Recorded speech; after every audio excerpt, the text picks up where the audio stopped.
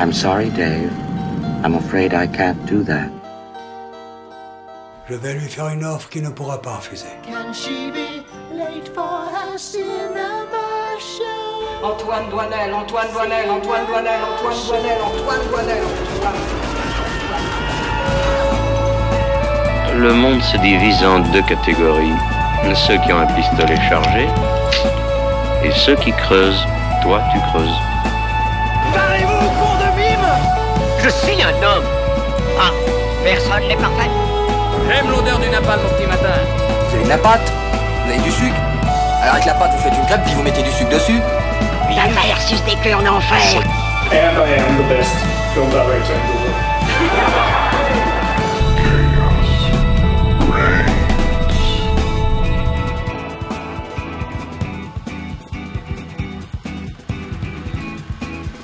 Bonsoir à toutes et à tous et bienvenue dans The Cinéma Show sur Radio Campus Montpellier.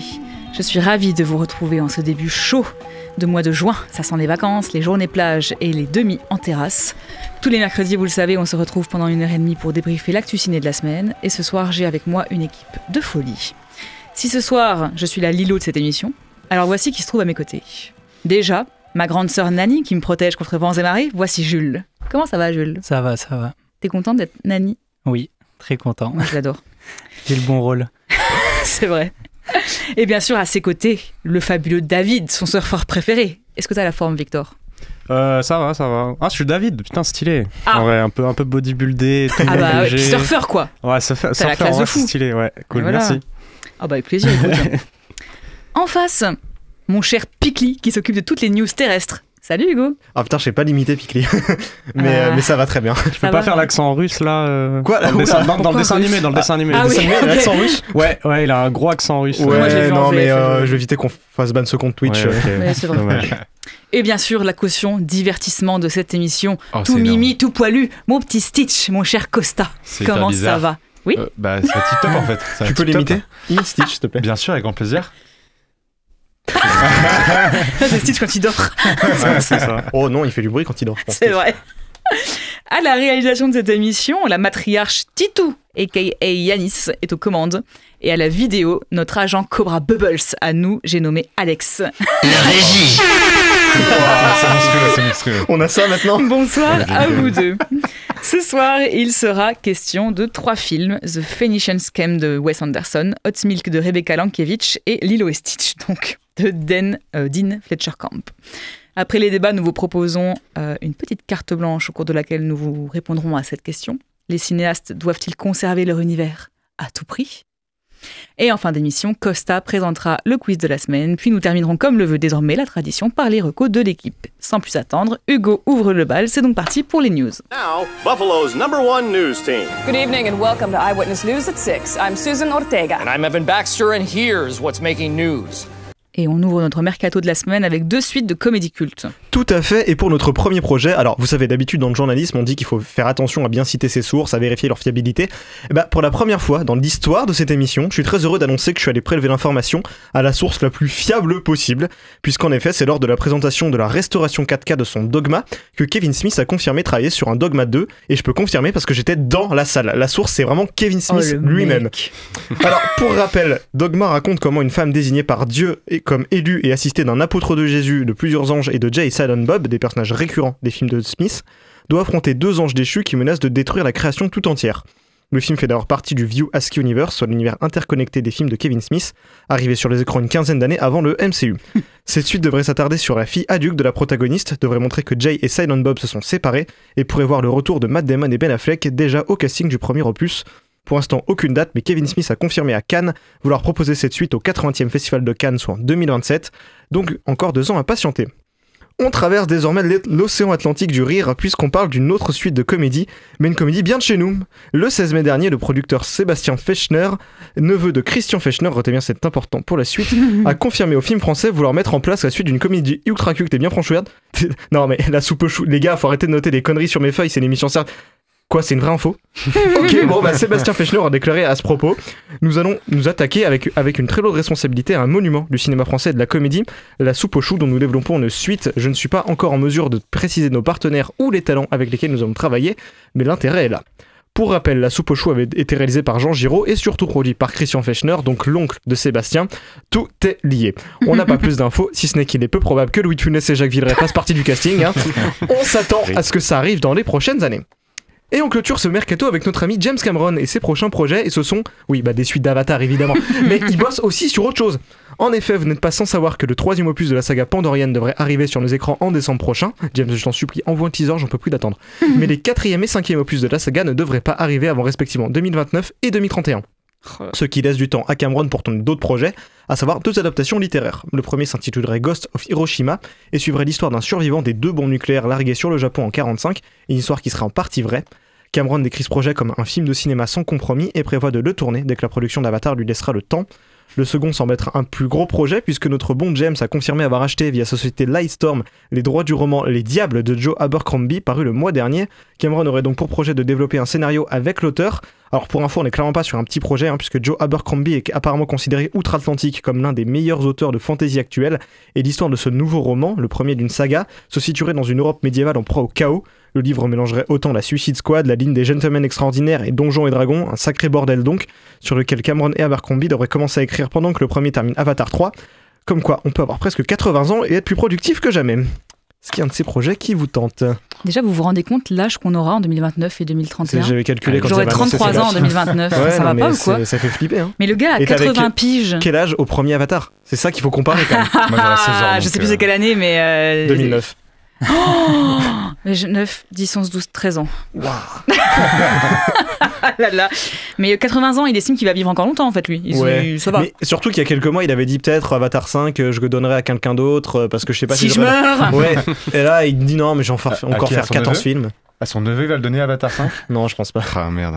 Au moins, il y a un bon réalisateur américain qui vieillit bien parce que les autres, c'est pas trop. C'est vrai. Il y a Miller comme il australien, Miller. Il est pas si vieux, Miller, si. Il a 80 ans, bientôt 80, je crois.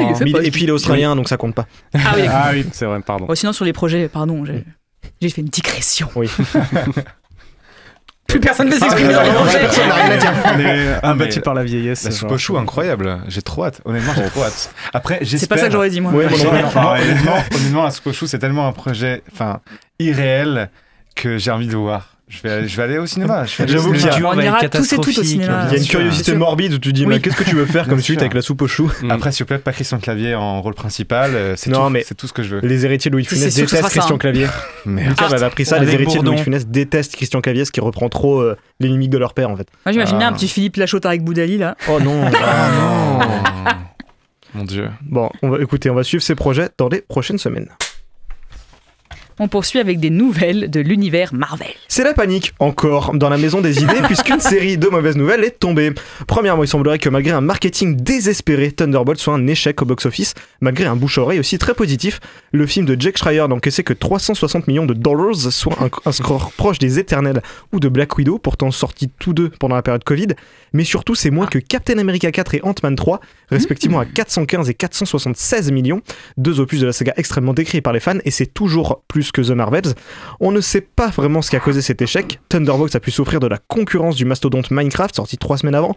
Les personnages sont aussi des secondes zones, et certains avaient même été introduits sur Disney+, donc aucun n'était vraiment une tête d'affiche, et le film avait été spoilé 1 mois avant sa sortie lors de l'annonce du casting de Doomsday.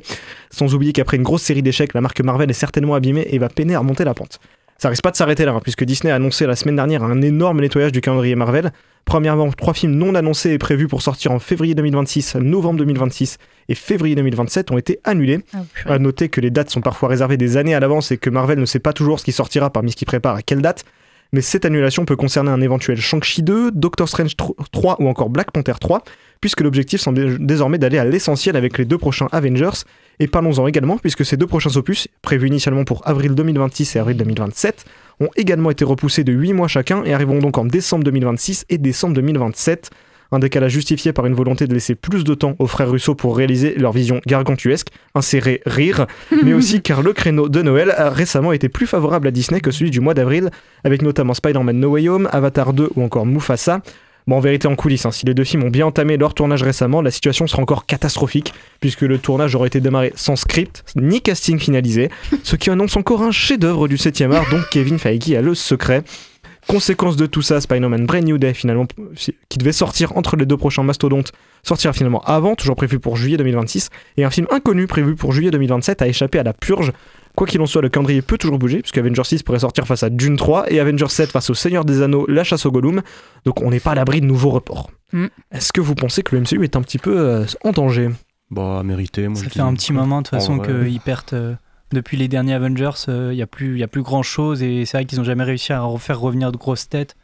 Donc, oui, puis ils n'ont pas appris les bonnes leçons du Covid, où en fait, ils ont tous les films ont floppé, ok, mais c'était le Covid, donc ils sont tous sortis sur Disney+. Et après, les films, ils ont quand même bien marché sur Disney+, et ils n'ont pas fait de suite à ces films-là. Et ils sont partis direct dans une nouvelle direction, donc c'est vrai que... Mais je pense quand même que moi, les Avengers vont plutôt bien marcher, surtout que bien sûr, ça va être y a des retours qui font plaisir aux fans, c'est les frères Russo aussi, donc je pense que ça va être... ils vont tout miser là-dessus, et c'est ça qui va qui va jouer sur le futur... Et c'est terrifiant parce qu'ils vont avoir quelle gueule ces films-là en fait, alors qu'ils vont sortir, tout le monde va aller les voir, ils vont faire des cartons, avec ils seront peut-être misérables à voir, avec des effets spéciaux pas finis, des acteurs qui vont être ajoutés en post-prod, ça va être l'enfer quoi.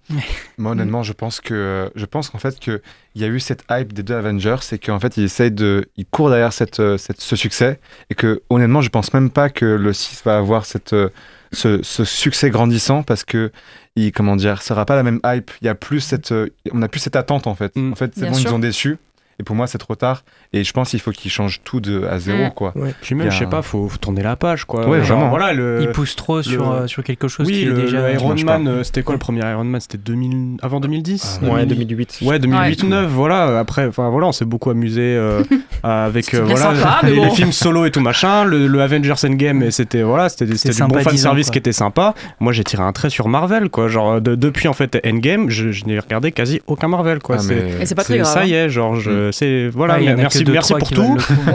On a assez essoré et tout, carrément. Et là ça se concrétise en fait. Les films ne marchent plus en fait. Mais en fait ils se sont sabordés eux-mêmes avec Disney+ et leurs séries finalement. Ils ont perdu tout le monde. Oui, en plus. C'est très vrai ce que tu dis, Thunderbolt, ça marche pas parce que les personnages... De toute façon c'était ça aussi. Bien sûr. Moi en fait limite je suis en mode tant mieux que en fait ça floppe. Ça prouve aux autres que en fait on peut pas essorer jusqu'à l'infini, et malheureusement c'est pas le cas pour Lilo et Stitch qu'on parlera plus tard, mais parce qu'apparemment ça a fait un gros succès. Je pense que ça floppe, mais ça va pas les empêcher pour autant d'en sortir jusqu'en je sais pas quelle année, parce que ils ont récupéré les droits des X-Men, ils vont faire 14 trucs avec les X-Men. Surtout que leurs flops c'est pas des petits flops. Oui, c'est ça. Et puis après c'est aussi comme disait, en vrai j'aimerais que comme Disney qu'ils ont arrêté les productions de live action, j'aimerais qu'ils partent sur le même truc, qu'il y ait un tel flop qu'en fait ils sont obligés de tout arrêter quoi. Ouais, mais en fait le problème c'est qu'un jour il flop, un jour ça marche, un jour il flop. Je pense que c'est les Avengers qui vont tout faire sur l'avenir quoi, qui va décider le tout. Et vous savez quoi, de toute façon j'ai toujours dit que DC c'était mieux. Et on termine avec une triste nouvelle pour le monde de la critique. Et oui, parce qu'on va évoquer un décès, mais pas celui de quelqu'un en fait. La semaine dernière, Télérama aurait appris que Canal+ ne comptait pas renouveler son émission Le Cercle, diffusée depuis 2004, soit de plus de 20 ans. Pour ceux qui ne la connaissent pas, Le Cercle est une émission de débat, un peu comme nous, mais sans les gens qui aiment Taxi, autour des sorties de la semaine, animée par plusieurs journalistes cinéma issus de différentes revues. L'émission traite d'ailleurs autant les grosses sorties que les plus petites, sans hiérarchisation, quand on vous dit qu'ils ont tout copié sur nous. Évidemment, cette nouvelle a fait extrêmement réagir, surtout du côté du syndicat de la critique, qui a publié un communiqué dont voici un extrait.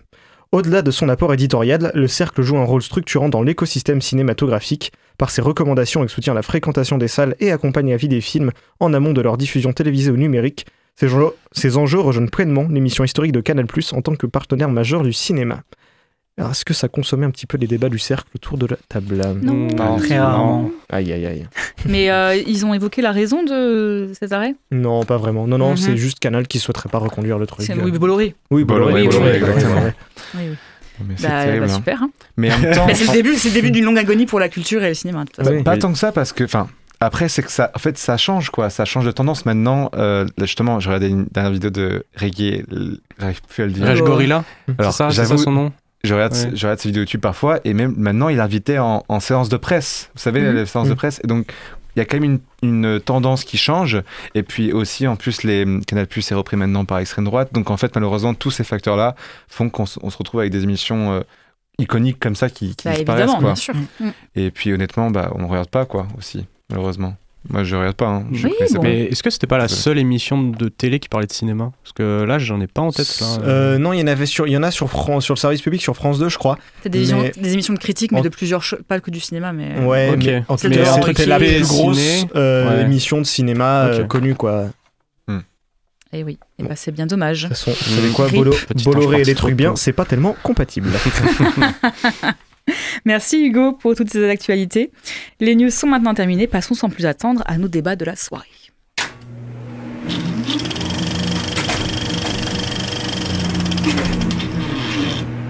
Ce soir, l'équipe et moi-même allons débattre de 3 films, The Phoenician Scam, Hot Milk et Lilo et Stitch. Et on commence par le nouveau-né d'un réalisateur qu'on ne présente plus.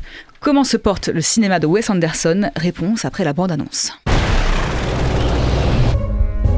At this moment, rescue workers are laboring to recover and identify the remains of Jaja Korda, international businessman, maverick in the fields of armaments and aviation, among the richest men in Europe. This was Korda's 6th recorded airplane crash. He is survived by 10 children, 9 boys, 1 nun, his daughter Liesl. I've appointed you sole heir to my estate, which you may come into sooner rather than later. Why? It's been 6 years since our last meeting. I have my reasons. Which are what? My reasons? I'm not saying. I'm saying I'm not saying. Korda Land and Sea Phoenician Infrastructure Scheme, my most important project of my lifetime. Our objective, disrupting, obstructing, impeding, crippling Korda's enterprise in any manner possible. Get the hand grenades. Today, tonight, and tomorrow, we rendezvous with every Titan and pretend we agree what we already agreed. But in fact, we don't. We can't.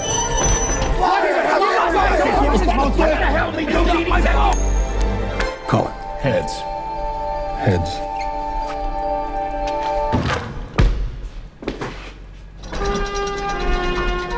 Is this supposed to be here? It was under the lunch trolley. Oh dear, who shot you?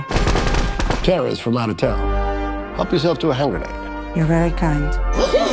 Could you imagine falling in love with a man like me, by the way, hypothetically? You're drunk on 3 beers. Why are you shooting my ceiling? This is a robbery on behalf of... I understand that. I'm asking about my ceiling. You idiots are destroying a magnificent nightclub. One thing you'll never know because you can't. The truth. I suppose I'm moved by this absurd performance.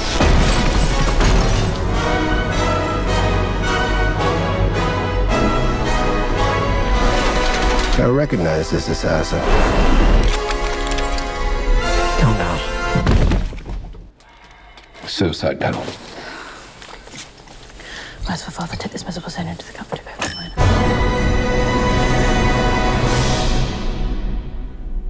1950, Anatole Jaja Korda, industriel énigmatique parmi les hommes les plus riches d'Europe, survit à une nouvelle tentative d'assassinat, son 6e accident d'avion. Ses activités commerciales aux multiples ramifications complexes à l'extrême et d'une redoutable brutalité ont fait de lui la cible non seulement de ses concurrents, mais aussi de gouvernements de toutes tendances idéologiques à travers le monde, et par conséquent des tueurs à gages qu'ils emploient.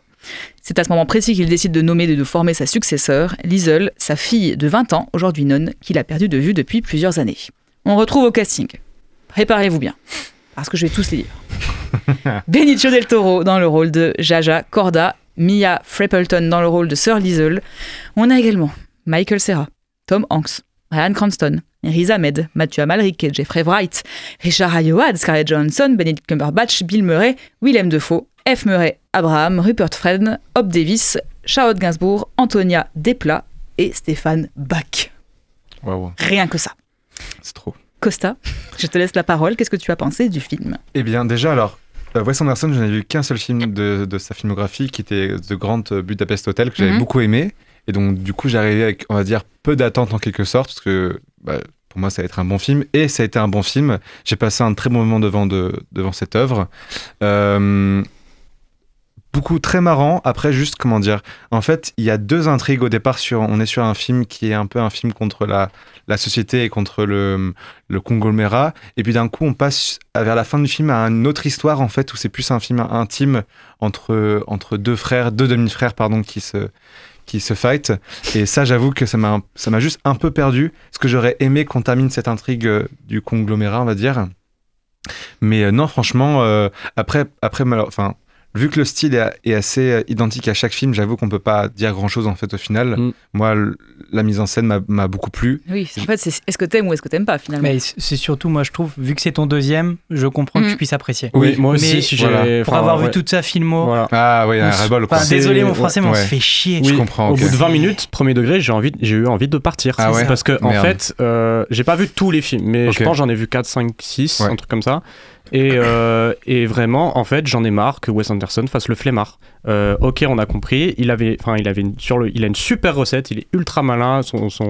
Sa filmographie est ultra reconnaissable. Son style, sa symétrie, ses couleurs pastel, les dialogues très froids, très rapides, bourrés d'infos et tout machin. Ça marchait très bien. Mais en fait, là, c'est genre son je sais pas combien de thèmes de film. Et c'est encore la même chose en fait. Moi, j'avais trouvé un peu une analogie. C'est comme si tu allais voir un magicien. La première fois que tu le regardes, il te fait un tour, t'es impressionné. Tu te dis waouh, comment il a fait et tout, c'est incroyable et tout machin. Sauf que quand tu vas voir 6 fois le spectacle et que le magicien il fait toujours le même tour, à un moment tu commences à voir les ficelles en fait. Et à force de voir les ficelles, ça m'a énervé. Genre vraiment le film m'a fatigué au niveau des dialogues. C'est toujours pareil. Puis là c'est un creux vraiment. Je trouve ça raconte rien. De très profond par rapport à ses films précédents. Je trouve ça pas émouvant, c'est toujours les mêmes dynamiques des personnages et tout. Parce que j'avais compris que ça m'a énervé, genre premier degré, ça m'a énervé quoi. C'est un film plus sérieux que d'habitude, c'est pas ça? Non, parce qu'en fait, on retrouve d'autres films qui sont aussi un peu vraiment dans la même veine à 100%. Ouais. Mais en fait, c'est un mélange. Pour moi, il ressemble beaucoup à Grand Budapest Hotel, notamment la dynamique des deux personnages principaux, le mentor et le disciple qui devient l'héritier, quoi. Mais c'est vraiment, c'est la même chose, quoi. Puis j'en peux plus de la symétrie, il force trop avec ça. Moi, je suis d'accord. Et puis il y a pas que l'esthétique, quoi. C'est les mêmes acteurs, les mêmes thématiques. Enfin, ils se renouvellent sur absolument rien et ils misent toujours sur les mêmes choses et c'est épuisant. Mais justement, imaginons que vous avez vu ce film et que du coup c'était votre premier film ou deuxième film de Wes Anderson. C'est objectivement un bon film. C'est la quantité de Wes Anderson qui est problématique pour moi. C'est qu'il n'arrête pas, il fait des films tous les 2 ans et à chaque fois il revient avec la même chose et il a rien de nouveau à proposer. Après, il y a quand même un truc qui est trop fun à découvrir dans celui-là. Michael Cera chez Wes Anderson, ça semble comme une évidence. J'étais persuadé qu'il était dans d'autres films avant. Mais moi aussi. Et Lucas me dit non, pas du tout. Exactement. Mais quoi? Mais oui, c'était totalement évident. Il y a quand même dans ce film le meilleur rôle de l'histoire de Bill Murray, je ne veux rien entendre. Il apparaît 15 secondes.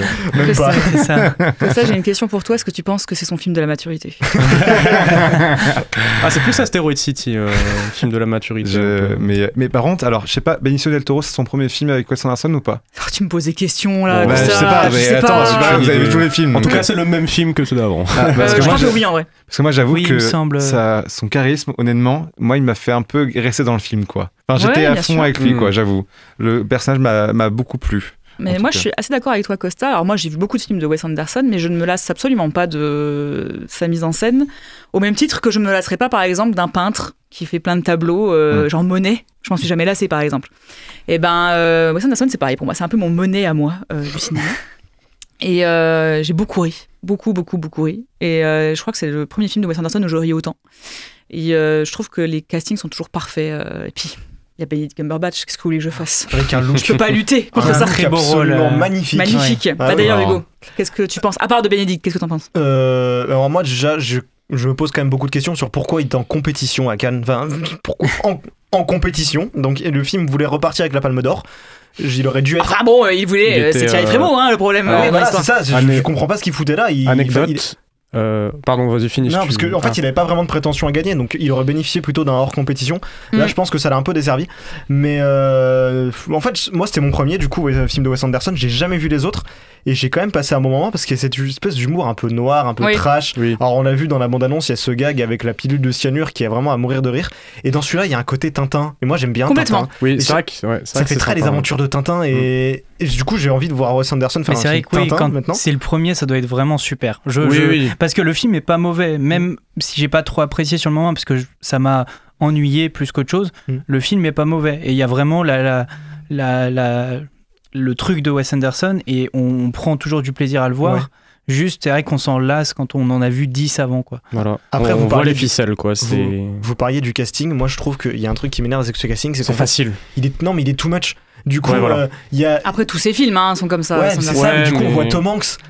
Pour 15 secondes, ça pas dérangé. J'adore Tom Hanks. Moi non plus. Mais en fait, ça m'énerve de voir énormément de gros noms qui sont là pour récupérer le chèque, faire 15 secondes de comédie et se barrer, quoi. Oh, tu supportes des intentions mauvaises aux acteurs, c'est pas bien, Hugo. Non, même ils sont très heureux. Ils sont américains. Et je trouve que c'est facile aussi pour aller draguer l'audience, quoi, tu sais, de ce truc. Enfin, ça te fait facilement aimer le film si dans la myriade de superstars qu'il y a, il y a un acteur que t'aimes bien, du coup, un peu de manière un peu artificielle et enfin pas superficielle. Après, chacun aime un film comme il veut, évidemment. Mais voilà, je trouve que c'est un peu une méthode un peu de triche, un peu flemmarde pour te faire apprécier le film, quoi. Mais après, justement, là, parce que je suis encore à chaud vu que j'ai vu le film juste avant l'émission. En fait, quand j'y pense, en vrai, moi, ce qui n'est pas forcément le style, c'est plus le scénario qui m'a dérangé dans le sens où, sans ce style de mise en scène de Wes Anderson, en fait, au final, c'est une histoire qu'on a vue et revue, et ces histoires de flashback dans une sorte d'expérience de mort imminente, je sais pas, moi j'avoue que ça m'a un peu sorti et ça fait un peu scénario étudiant, quoi, je trouve.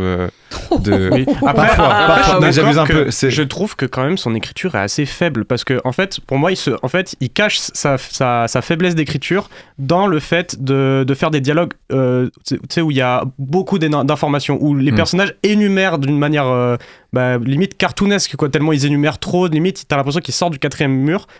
Au début, quand j'ai vu les premiers films, ça marchait très bien. Tu te dis, c'est un style vraiment marrant et tout, machin. Voilà, les personnages sont vraiment hors réalité, quoi, parce qu'ils sont beaucoup trop sérieux dans ce qu'ils disent et ils énumèrent trop de choses, ils sont trop explicites dans ce qu'ils disent. Mais là, en voyant le film, en fait, je me suis dit, mais en fait, c'est une manière de pas impliquer ton scénario. Enfin, comment tu vas présenter les enjeux par de la mise en scène, par... Enfin voilà, quoi, et je trouve que c'est vraiment une manière d'un peu de tricher dans son manière d'introduire les personnages, d'introduire les enjeux et tout. En fait, il n'a plus rien à faire vu que ces persos en fait font son boulot de metteur en scène. Oui. Tu vois, en explicitant tout ça, ça m'a énervé aussi. Et je l'ai remarqué encore une fois avec. Et même en plus. Voilà. Excuse-moi, pardon. Vas-y. Mais même en plus, la scène que j'ai préférée, moi, c'est la scène où justement on sort de ce côté très carré et où ils sont en scène de combat, par exemple. Moi, c'est la scène préférée du film. J'adore cette scène. C'est la meilleure séquence. Et puis quand on se détache aussi de tout cet aspect là économique ou du truc. Parce que ça, c'est froid, c'est pas très facile à comprendre. C'est vraiment ça assommant, je trouve. C'est trop chargé et c'est pas intéressant. Et c'est pour ça qu'au début du film, on s'ennuie vite et c'est qu'à la fin que ça devient vraiment hyper intéressant et fun.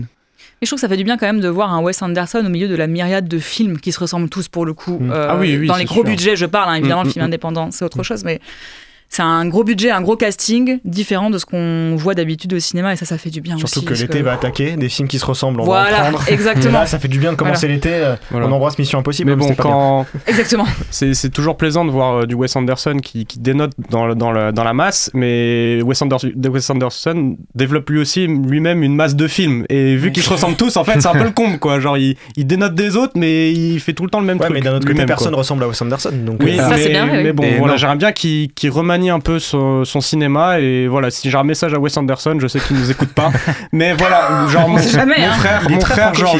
mon frère prend une pause de 6-8 ans, lit des bouquins, voyage, je sais pas, fait un truc, regarde d'autres films et tout, remettons un peu en question, essaye de changer un peu ta recette et je suis sûr ce sera un excellent film. Mais non, justement, parce que là en fait en gros actuellement il y a des personnes qui font comme lui, mais dans 8-10 ans, toute la génération qui voit que des stories Insta où il y a toujours ce style et qui vont faire des films comme lui, là d'un coup, il va devoir se bouger le cul. Voilà. Et là, par contre, j'espère que ça va le rattraper. Donc, une retraite spirituelle. C'est ça, c'est la concurrence, quoi. C'est bon.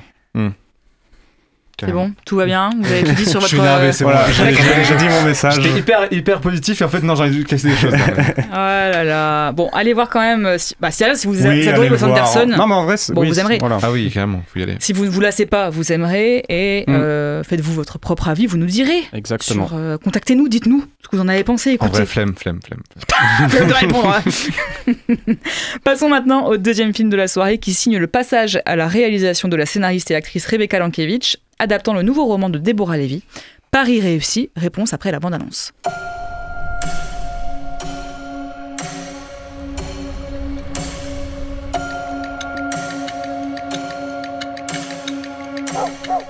What would you do if I could walk? Be happy. Is anyone else in the family? There's no one else, just me and Sophia. I waited a long time for my only. What are you going to do? You can't be a nursemaid all your life.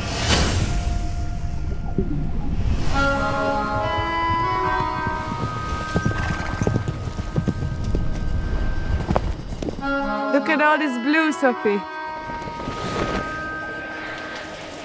I was waiting for a long time.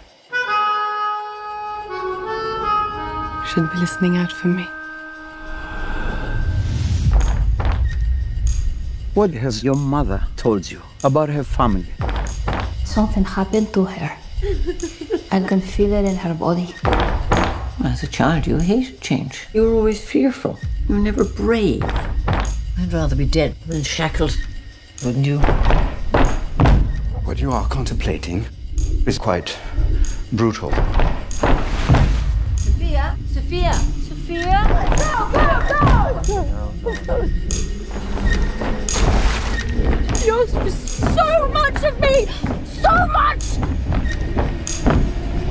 I can't walk. You don't believe me, but I can't. Sophie, you're a monster.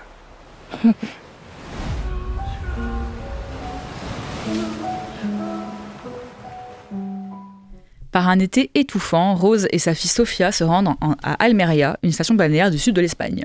Elles viennent consulter l'énigmatique docteur Gomez qui pourrait soigner la maladie de Rose, clouée à un fauteuil roulant. Sofia, jusque-là entravée par une mère possessive, s'abandonne au charme magnétique d'Ingrid, baroudeuse qui vit selon ses propres règles. Tandis que Sofia s'émancipe, Rose ne supporte pas de voir sa fille lui échapper, et les vieilles rancœurs qui pèsent sur leur relation vont éclater au grand jour. On retrouve au casting Emma Mackey dans le rôle de Sofia, Vicky Krieps dans le rôle d'Ingrid et Fiona Shaw dans le rôle de Rose, ainsi que Vincent Pérez et Yann Gaël. Victor, je te laisse commencer. Qu'est-ce que tu as pensé du film ? J'ai vu que le film était pas très bien reçu, oui. globalement. J'ai regardé là pendant le trailer, il y a genre Letterboxd, il est noté à 2,9 de moyenne sur 5, Allociné 2,1, la presse 2,4, un truc comme ça.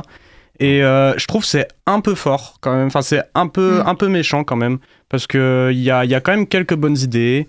En fait, je pense que les gens ont été perdus par le rythme du film. On sait pas trop où il veut aller, on a un peu une grosse première partie qui se veut un peu comme un film contemplatif, justement, moi ça m'a fait un peu penser à After Sun justement, mais surtout au niveau du rythme, parce que voilà, on suit quelqu'un qui arrive en Espagne, il y a une vibe un peu vacances, on voit la plage très souvent, machin, sauf qu'en fait dans cette première partie je trouve que ça se veut film contemplatif, mais en fait c'est trop pauvre esthétiquement pour que ça soit vraiment, enfin pour que tu prennes vraiment du plaisir à le mater, quoi. Et du coup je pense que là tu ressens très vite le rythme lent, mais pas pour les bonnes raisons, quoi. Et ensuite il y a une deuxième partie qui arrive plus, enfin c'est pas moite-moite, mais c'est plus 3 quarts, 1 quart, quoi, qui s'accélère beaucoup plus, où on commence à aller dans quelque chose d'un peu plus mystérieux, on sait pas trop qu'est-ce qui est de la réalité, qu'est-ce qui est du rêve, un truc, attention je veux dire un gros mot, lynchien, même si ce n'est pas du tout du lynch, mais vous voyez le truc un peu, voilà, est-ce que c'est du rêve et tout, machin, oui, et du coup je trouve que c'est la partie la plus intéressante du film. Il y a vraiment de très bonnes idées, il y a une scène notamment, je veux pas spoiler, mais qui se déroule un peu vers la fin, et en fait il y a une scène qui est assez limite flippante, quoi, tellement elle est bizarre, quoi, mais flippante avec un truc très commun hors contexte, quoi. Et il y avait une bonne idée, mais même dans cette deuxième partie ça reste assez pauvre. Je pense ça aurait pu aller un peu plus dans l'étrangeté, dans la perte de repères, même s'il y en a quelques-unes, mais je trouve que c'est pas assez allé dedans. Et ouais, c'est peut-être l'écueil en fait d'un premier film tout simplement, qui est d'ailleurs la réalisatrice, elle est scénariste à la base, c'est ça ? Et actrice aussi. Voilà, c'est ça. Et je pense qu'elle a vu plein de bonnes idées, de très bonnes idées, mais je pense que sur le papier du coup il y avait de très bonnes idées, mais que concrètement la caméra, je crois qu'il y a eu du mal à être retransmis, et je pense qu'il y a vraiment une incompréhension pendant la production, et du coup une incompréhension quand on regarde le film, quoi. En fait, je vois ce que tu veux dire. C'est vrai qu'elle aurait pu plus pousser dans l'onirisme encore. Oui. Parce que ça aurait été hyper intéressant d'avoir toute une partie de est-ce que c'est vrai ce qu'on voit ou pas du tout. C'est vrai que ça va pas assez loin là-dedans. Après, je sais pas trop comment est fait le bouquin. De fait, c'est un roman de Deborah Levy qui est très reconnu dans son milieu pour ce genre de livre. Et moi, ça me fait beaucoup penser, si vous connaissez, aux univers de Françoise Sagan, qui écrit beaucoup de d'histoires amoureuses l'été, avec des thèmes très forts, tragiques, etc. Et du coup, c'est hyper intéressant. Que ça, tu me dis. C'est le fameux livre qu'on a tous lu au collège. Bonjour lycée. Tristesse. Ouais, c'est ça. Voilà. Si vous avez lu Bonjour Tristesse, c'est un peu cette vibe-là. Ah, bah, ok. Que ce soit dans l'esthétique ou les thématiques. Ok, d'accord. Ceci dit, moi je suis restée très facilement dans le film parce que j'ai beaucoup aimé la performance des actrices. Je trouve qu'elles m'ont embarqué, leurs jeux m'ont embarqué. Oui, ça joue assez bien. Ouais. Fiona Shaw, on l'aime d'amour. Fleabag, même aussi dans Harry Potter. C'est dans Harry Potter, non? Ou je me trompe là? Si, elle joue à tante. Alex me dit oui, absolument. Moi, c'est juste Emma Mackey que j'ai aimé. Ah mais oui, vraiment mais dans bien le film, sûr. Mais oui, tout à fait. Effectivement, oui, Emma Mackey de Sex Education, évidemment. De beaucoup de trucs d'autres aussi. choses. Et toi, du coup, Jules? Alors moi, je vais être extrêmement méchant parce que vraiment, je suis rarement sorti d'un film en ayant si peu de choses. J'ai eu l'impression de ne rien avoir avec ce film, que le film faisait simplement commencer à traiter des choses, aller sur quelque chose et n'allait jamais au bout de cette chose. Comme si c'était une ébauche à chaque fois d'une idée, d'un truc qu'elle avait pris du coup du bouquin. Et vraiment, c'était une sensation hyper désagréable à voir. Et ça fait que le rythme était vraiment pas agréable. Donc je te rejoins sur pas mal d'aspects. Mais du coup, moi, j'ai eu vraiment une sensation hyper désagréable parce que j'ai l'impression que le film n'avançait pas, allait nulle part. Et il n'y a aucun enjeu de ce film qui m'a qui m'a pris, quoi, qui m'a donné envie, et l'esthétique a pas sauvé le truc, quoi. C'est joli, mais c'est assez insipide, quoi. Niveau de la photo et tout. Il y a une assez jolie lumière, je trouve. Je suis d'accord. Mais c'est vrai qu'au niveau de la colorimétrie ou même juste des plans larges en paysage et tout, on se sent en été, assez c'est tout, pauvre, quoi. Ouais, c'est tout. Ouais, voilà, on se sent en été parce qu'il y a un rythme lent et il y a une belle lumière, quoi. Et il faisait 40 dans la salle. Aussi.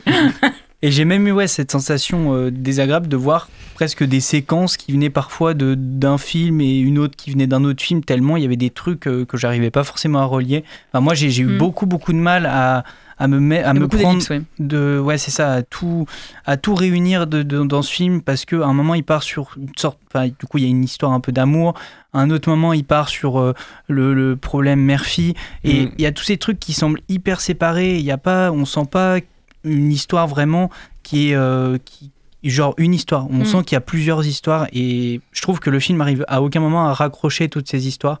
Et du coup, il y a une sensation juste désagréable. Oui, on ne sait pas trop où le film veut aller.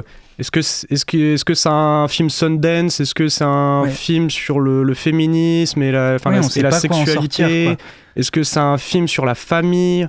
Enfin, c'est comme s'il voulait trop en dire, mais qu'au final, il disait rien, quoi. Ouais. Et du coup, moi, j'ai eu je pense que le livre doit être intéressant et doit être d'une grande densité par rapport au film, mais c'est juste une adaptation peut-être un peu ratée si le bouquin est assez reconnu.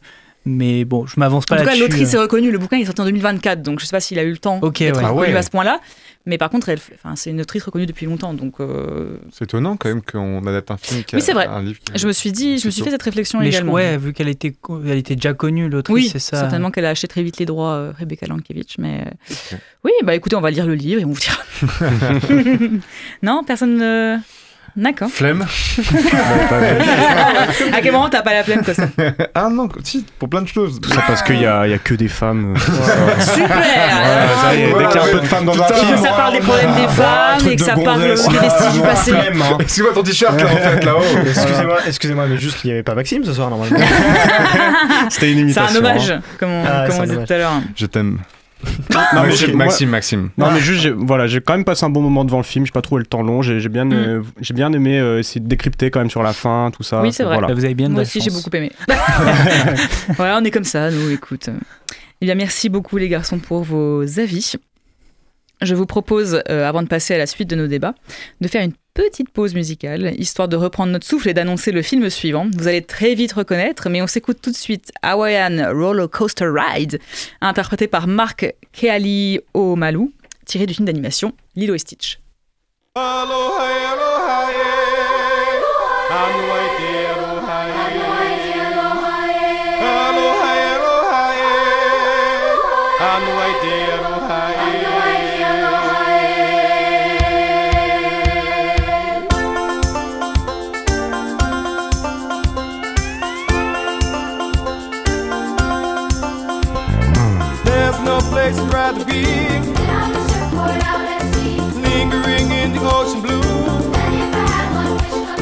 surf till the sun sets beyond the horizon.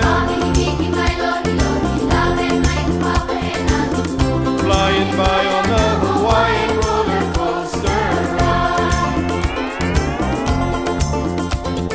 Ah, biki biki mairo hiroge. Bi'ina lula la la la. La la la ita la hana hana. Hede hede mai tatu e. There's no place where I'd be. On golden sand is where I live. I'd play till the sun sets beyond the horizon. It's time to try the Hawaiian roller coaster ride. Hang loose, hang thin, hustle, shake a shotgun. No way, no free, ain't no biggie brother. Cutting in, cutting up, cutting back, cutting out. Right side, back side, put it back out. Let's get jumping, surfs up, pumping, coasting with the motion of the ocean. Whirlpool swirling, cascading, whirling. Hawaiian roller coaster ride.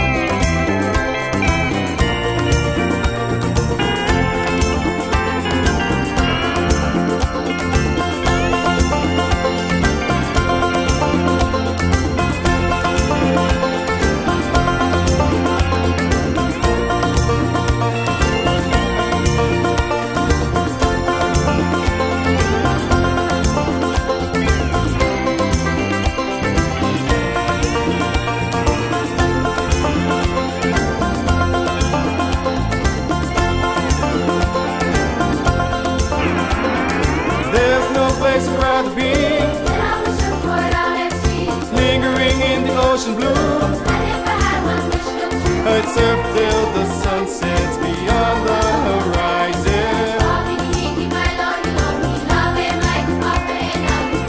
Flying by on the Hawaiian roller coaster ride. Ah, biki biki mairo hiroge. Biki na la la la la la la. La la la ita la hana hana.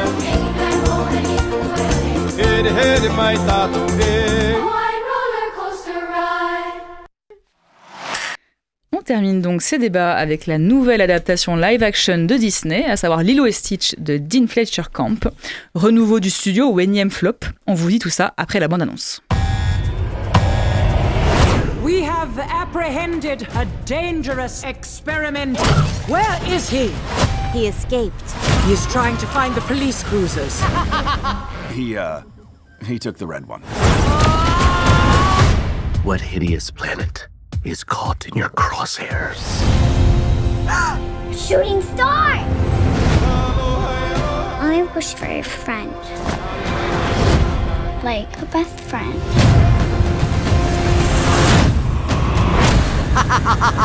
What the hell?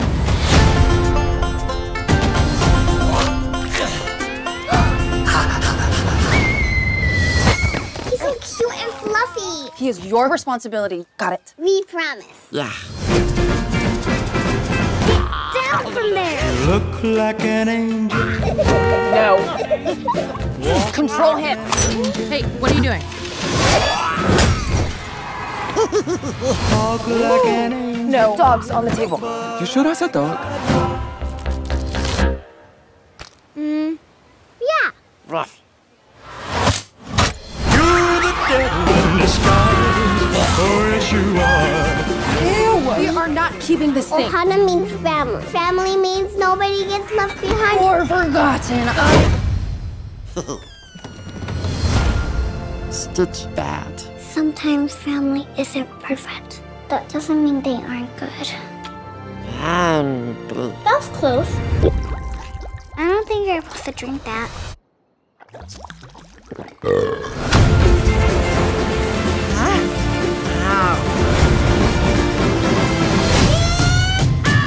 Agent Cobra Bubbles. We have a blue dog to catch. No,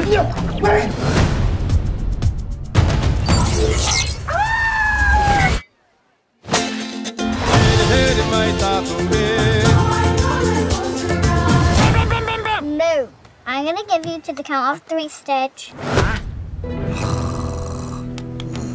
1.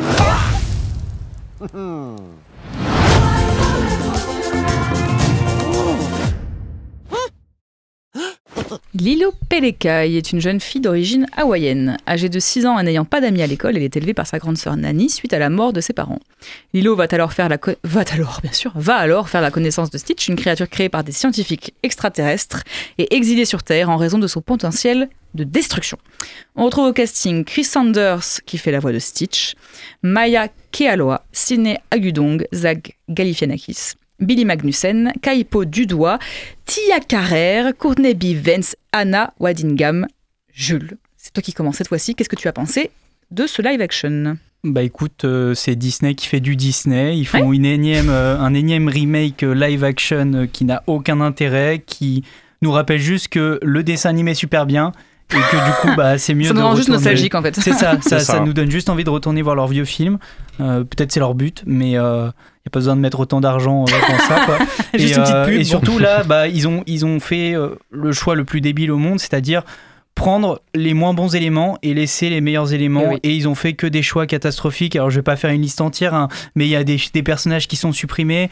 D'autres, c'est Jumba et Pikli, c'est des hommes. Il y a une sorte de technologie, ça casse tout. Je trouve ça casse tout. On rajoute des personnages qui n'ont aucune utilité, d'autres sont changés, des situations qui sont enlevées, qui font le film, qui font le dessin animé. Enfin, le vilain petit canard, c'est tout ce qui fait que Stitch prend conscience de sa méchanceté dans le dessin animé. Et bah, on n'a plus ça dans le film. Tout ce qui faisait la beauté du film, même la fin, du coup, sans spoiler, c'est tout est cassé quoi dans ce film et on perd l'âme du dessin animé. Et du coup, bah, c'était vraiment... J'ai pas passé un mauvais moment, mais après coup, en y repensant, j'ai pas arrêté de me dire, en comparant au dessin animé, qu'en fait, c'était une purge. Oui, c'est du Disney, donc c'est pas atroce à voir. C'est bien mieux que Blanche-Neige, qui est récemment sortie. Ouais. Ça se regarde au moins. C'est autre chose. Après, dans Blanche-Neige, il y a Gadot, donc c'est vrai que la barre était basse. Voilà. Mais rien ne vaut le dessin animé. Et c'est encore un live action sans intérêt. Je suis totalement d'accord avec toi, mais alors, je suis très attachée au dessin animé, je l'ai vu, j'avais 6 ans. Et oui, parce que je suis vieille.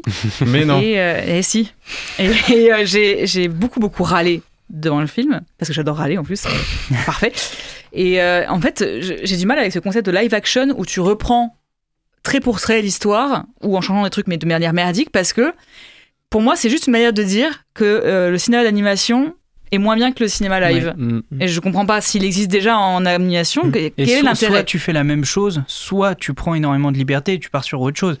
Ils l'ont fait une fois avec Cruella, c'était super bien. Ah, c'est génial. Mais après, ils le font jamais, et pourtant, c'est Cruella le seul et unique bon live action de Disney. C'est vrai, tu as raison. Hugo, qu'est-ce que tu en as pensé, toi ? Rana signifie famille. Je voulais caser mon imitation de Stitch à un moment dans l'émission. Ah, j'adore. Moi, je suis pas particulièrement attaché au dessin animé, même si je l'aime bien. Moi, je l'ai pas vu pendant que j'étais jeune, donc c'est peut-être aussi pour ça que je suis. Parce que t'es toujours jeune, c'est pour ça. Non, pas tant que ça. J'ai 200 ans. Non. Je m'emmerde devant ce film en fait. Non mais puis en plus autant Stitch est très réussi, il passe très bien en live action, mais tous les autres personnages ils ont voulu les reprendre tels quels du dessin animé et appliquer le filtre 3D comme ils font à la fin de Space Jam 2 quand ils passent les Looney Tunes en 3D. C'est vrai. Sauf que du coup ça marche pas parce que c'est des personnages de dessin animé en fait. Et du coup genre Pikli qui a un énorme œil, qui a une physique complètement... Il est Pikli par contre. Il marche pas. Mais genre à quel moment t'arrives à me faire croire qu'il parle avec des êtres humains ce personnage? Non, mais oui. Et tout le truc aussi effectivement du fait que maintenant ils sont humains, ça casse tout le gag du fait qu'ils se déguisaient très mal. C'est comme le truc des Tortues Ninja quoi. Le déguisement est débile mais c'est un dessin animé donc ça passe. Là c'est juste que ça coûtait moins cher, donc c'est Zach Galifianakis et un autre gars dont je connais pas le nom. J'ai oublié. Mais on sent que ça dans le film, qu'ils ont voulu faire des coupures budgétaires. Ouais voilà c'est ça, ils ont voulu retirer des trucs qui coûtaient trop cher, donc la scène de surf elle est beaucoup plus courte, elle est moins impressionnante. Enfin, on le disait, le caractère de Stitch, il est amoindri de fou, il a rien de méchant, c'est juste un enfant hyperactif, quoi, Stitch dans ce film, et c'est juste que Lilo, elle doit apprendre à le calmer, quoi, c'est mon chien quand j'ai fait son éducation, enfin, c'est pas moi qui l'ai fait, mais voilà. Au final, c'est vraiment genre le dessin animé, mais où on aurait retiré toute la substance, tout l'intérêt. Non, mais tout le rêve, genre vraiment. En fait, on a tout retiré. Moi, vraiment, je suis la attristé pour les enfants, quoi. Genre, c'est. Enfin, genre, moi, je connaissais pas, j'avais jamais vu Lilo et Stitch avant. Du coup, je me suis dit, avant d'aller voir le film, je vais aller voir le dessin animé. T'as bien fait. Je l'ai vu hier soir. Je l'ai vu hier soir et génial, coup de cœur. Enfin, c'est fun, c'est ultra coloré, c'est marrant et tout, c'est malin et tout. Mais là, le film, vraiment, enfin, genre, ne soyez pas surpris que les enfants, plus tard, là, ce soient des fascistes carriéristes, quoi. Genre, c'est le film. Ah non, mais je suis totalement d'accord. Quand on dit qu'on perd le rêve, bon, déjà, visuellement, le rêve est fini, quoi. Mais ça, c'est le problème de tous les films live-action de Disney, quoi. C'est que tout est gris. Vraiment, toute l'imagerie est gris. Surtout avec Lilo et Stitch, ouais. Oui, voilà. Puis même Hawaï, quoi. Genre, je veux dire, j'ai l'impression, là, c'était le temps de Montpellier il y a 2 jours où il faisait lourd et gris, quoi. Genre, ce matin, c'était aussi ça. Hein. Mais voilà, quoi. Enfin, donc, déjà, visuellement, c'est horrible. Mais bon, ça, on le sait déjà depuis une dizaine de films avec Disney en live-action.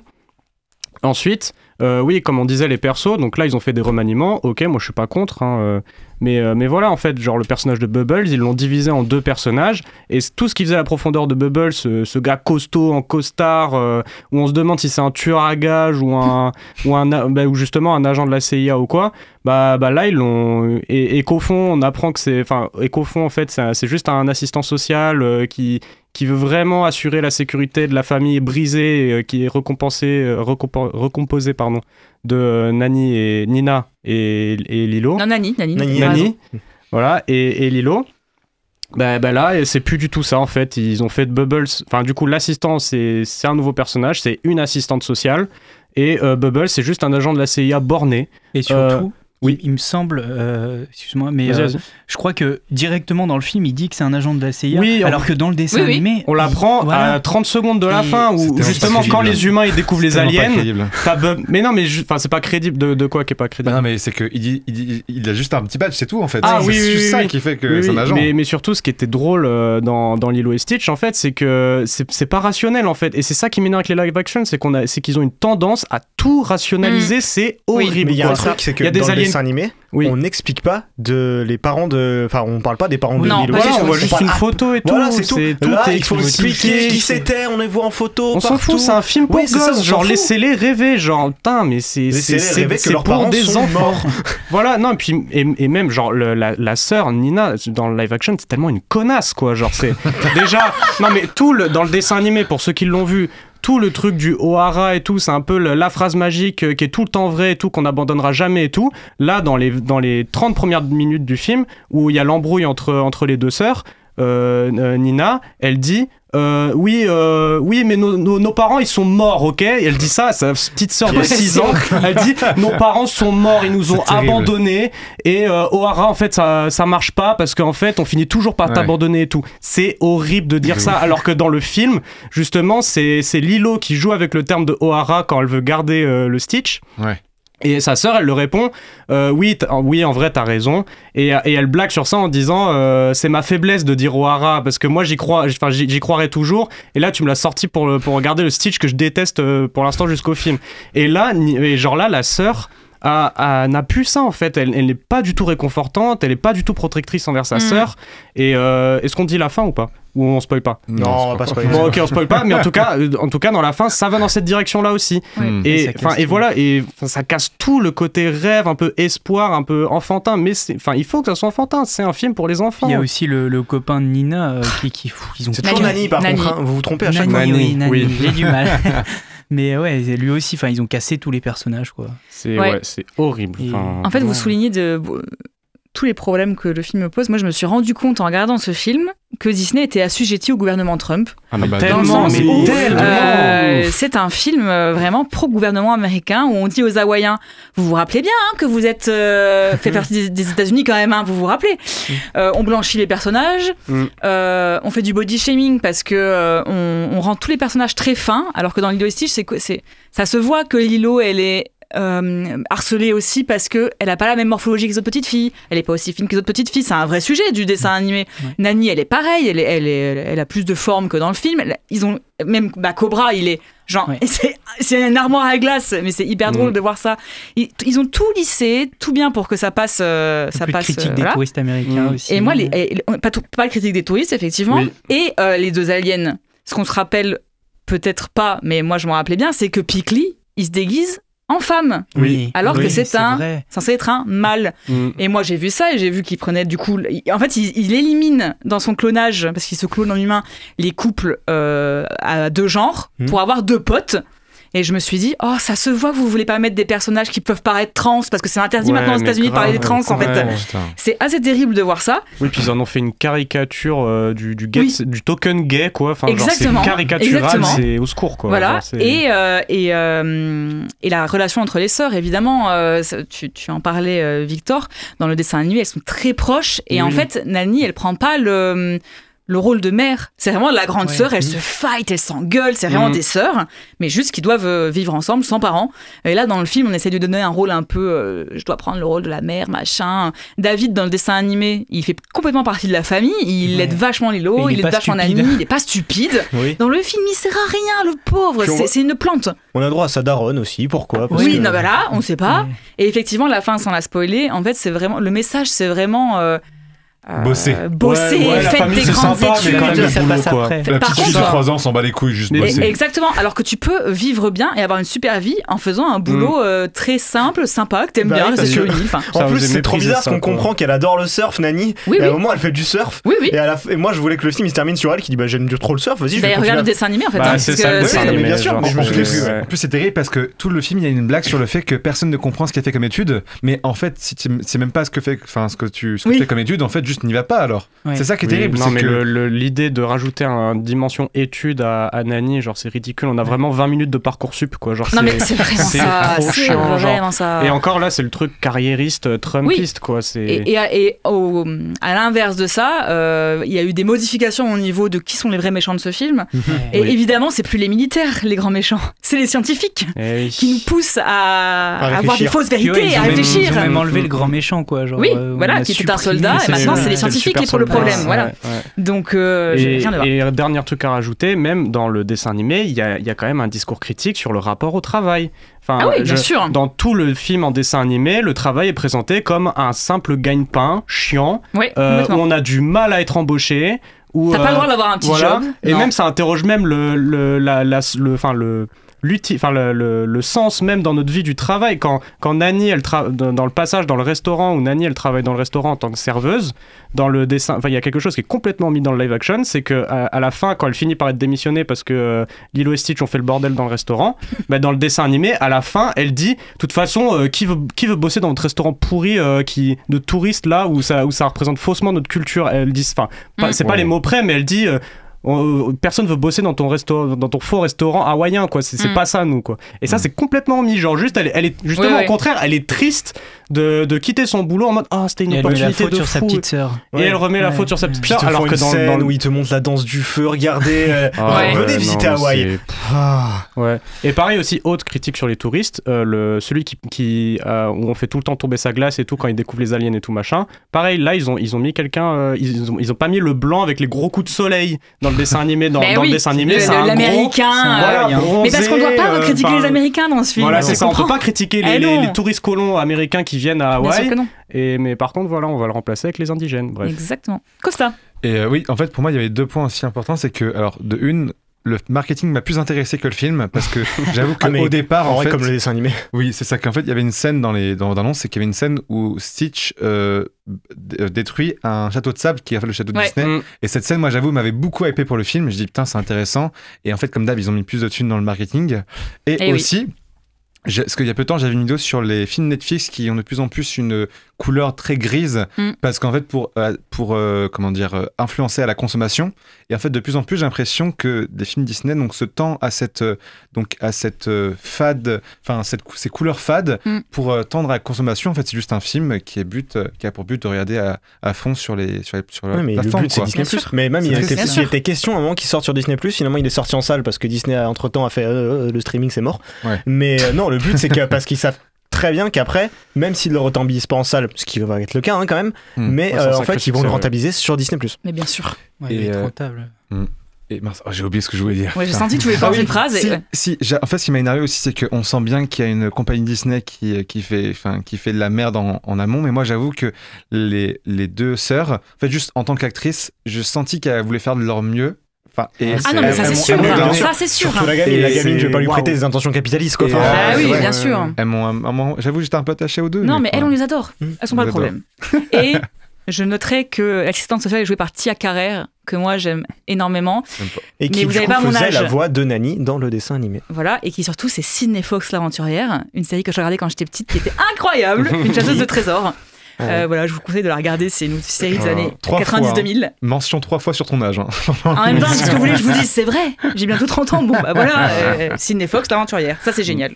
Allez voir ça plutôt.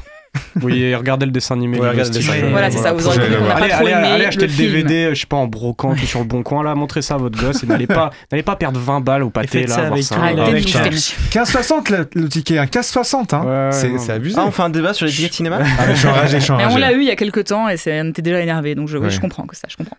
Bon, vous aurez compris, regardez le dessin animé. Voilà.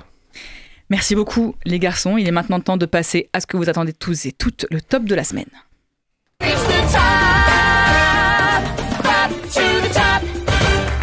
On commence par le top 1 de chaque chroniqueur, puis viendra le top 3 de l'équipe TCS. Jules, quel est ton top 1 ? Moi, de cette semaine, c'est Lilo et Stitch, malheureusement. Aïe. Il a vraiment détesté Wes Anderson. Pourtant, je le savais, mais j'ai dû oublier. Victor ? Non, moi, je suis pas autant hater de Wes Anderson, du coup, j'ai mis Hot Milk en 1. Voilà. Ok. Hugo ? The Phoenician Scheme. The Phoenician Scheme. Et moi, The Phoenician Scheme aussi. Ce qui nous fait. Alors, en troisième position, Hot Milk de Rebecca Lankiewicz. En deuxième position, Lilo et Stitch de Dean Fletcher Camp. Et en première position, The Phoenician Scheme de Wes Anderson. Est-ce que vous avez vu d'autres films cette semaine ? Non. Il n'y a que moi en fait. Ouais. Qui est sorti en ce moment, non. Eh bien moi j'ai vu Else, qui est donc un film fantastique, horrifique, français, un film de genre qui était vraiment très très très bien. Voilà, je vous conseille d'aller le voir, ça tire un peu sur le Mandico à la fin, mais du Mandico que j'aime bien. Un bon film cette semaine à la radio. Eh oui, il y a des vraies idées de mise en scène, de graphisme, de couleurs, enfin tout est très beau, et donc je vous conseille vraiment de le voir. Et j'ai vu également Shaim, je crois que c'est Shaim parce que c'est un mot anglais. Shaim la chanteuse ? Oui, je l'ai vu en concert, elle était super. Le court-métrage de Kiyoshi Kurosawa, un thriller pareil d'angoisse, et c'était vraiment très bien. Raphaël a failli faire un malaise dans la salle. Voilà, je le dis, tellement c'était angoissant. Je vous conseille d'aller le voir avant de vous lancer dans Cloud, qui sortira la semaine prochaine de Kiyoshi Kurosawa également. Il est maintenant l'heure de passer à notre discussion de la soirée. C'est parti pour la carte blanche.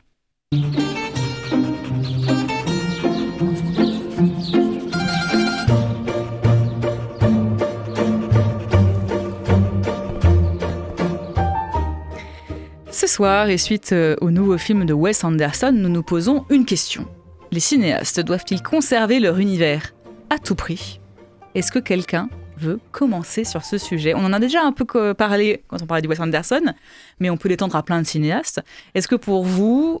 Bon, alors je sens que j'ai un côté de table qui me dirait non, un côté de table qui me dirait oui. Vas-y, Costa. Alors, justement, en fait, pour moi, c'est plus une question de savoir avoir un regard sur le cinéma actuel aussi. Par exemple, Wes Anderson, donc comme du coup tout à l'heure on en disait, c'est que dans 8-10 ans, il y aura une génération de futurs cinéastes qui vont faire des films à peu près comme lui, en tout cas avec un gros style très, très coloré, très carré. Et donc, je pense qu'en fait aussi, ça va se faire naturellement, en fait, les cinéastes qui vont changer leur univers, ça va se faire naturellement par rapport à la concurrence, aux autres films qu'il y a en salle, quoi, tout simplement. Donc je pense que ça se fait naturellement. C'est pas... Est-ce que je réponds à la question ou pas là ? Oui, bien sûr, bien sûr. Tu dis ce que tu veux, hein, moi ça me va. Hein. Ok, j'ai bien aimé, j'ai mangé un couscous hier. Est-ce qu'il était dans l'univers, le couscous Est-ce qu'il était dans son univers Ouais, de ouf. Il était symétrique. Tout va bien comme ça. Moi, pour le coup, je trouve que c'est surtout une histoire de quantité qui peut brider la qualité parce que typiquement, il y a des réalisateurs qui ont leur style, mais qui font trop de films dans ce style. Je pense, du coup, Wes Anderson, logiquement, mais il y a aussi Tim Burton, qui est aussi dans ce style.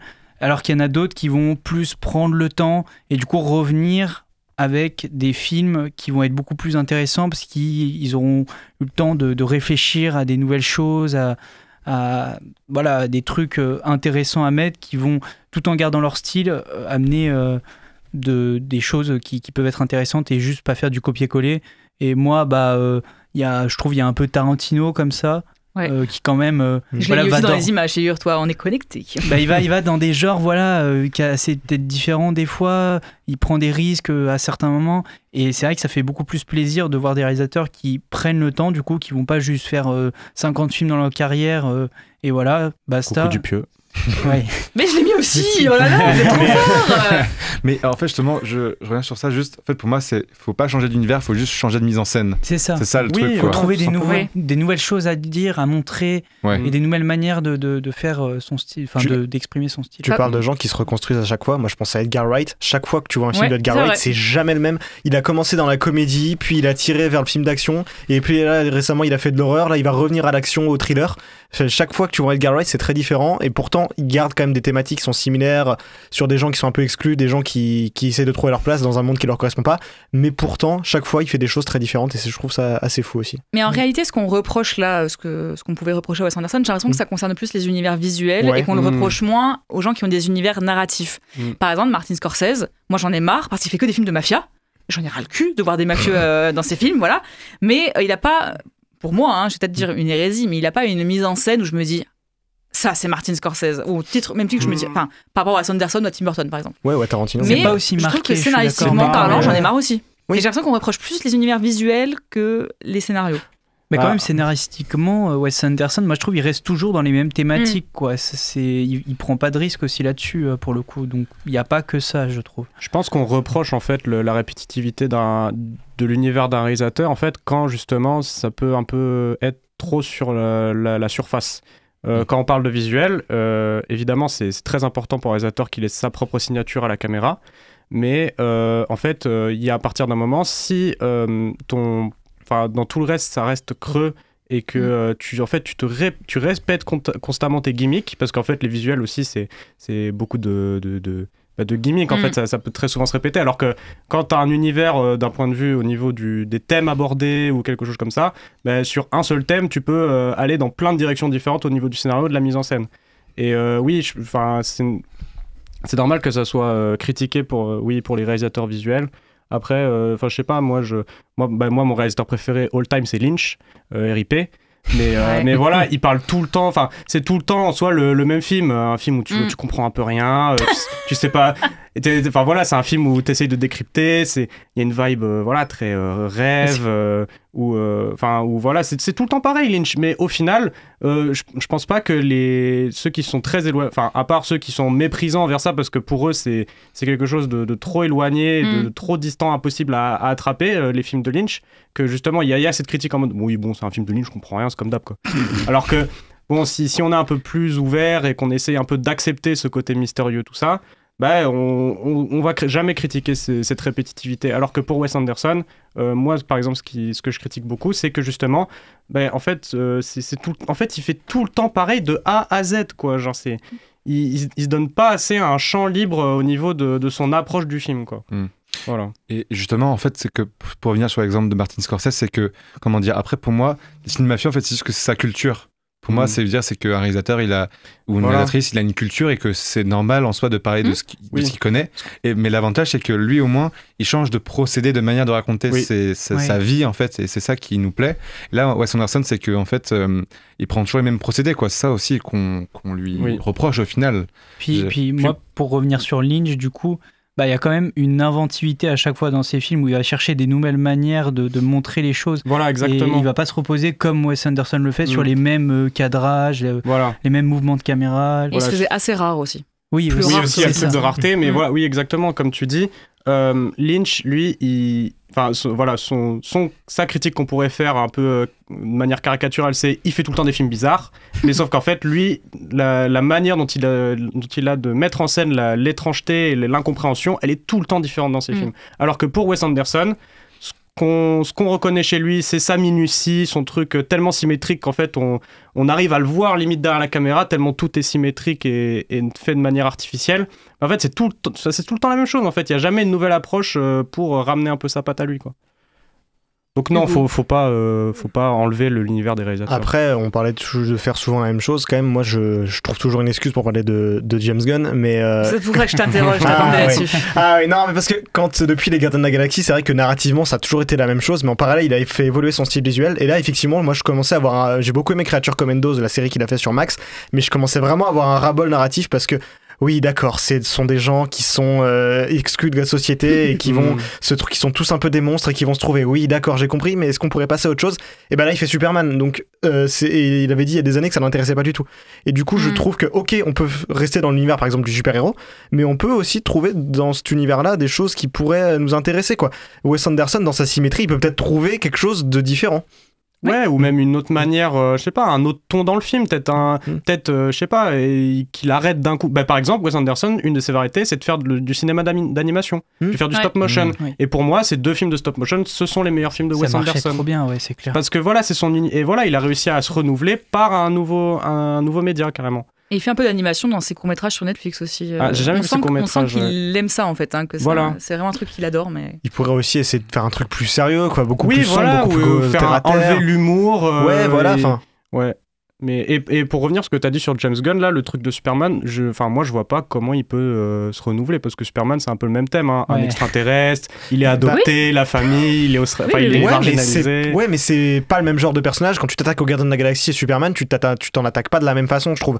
Enfin, Superman, il y a quand même un côté beaucoup plus christique que tu vas pouvoir intégrer. Oui, okay, il y a quand même beaucoup plus de cet aspect qu'on voit dans la balance. Il y a moins le côté bad boy. Voilà, il y a quand même le côté les responsabilités du personnage qui lui incombe. C'était une nouvelle thématique, ça, qu'il avait jamais traité auparavant. Là où avant, que ce soit avec Suicide Squad que j'adore, que ce soit avec Creature Commandos que j'ai beaucoup aimé, c'est toujours un peu on a des familles difficiles et on tente de s'intégrer avec ça.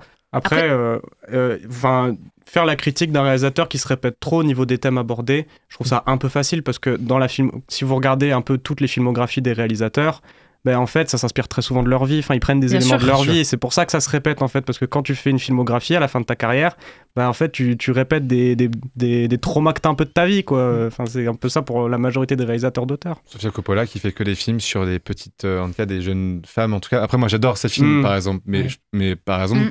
Dans tous ces films, il y a toujours un point commun c'est toujours une jeune femme protagoniste, quoi.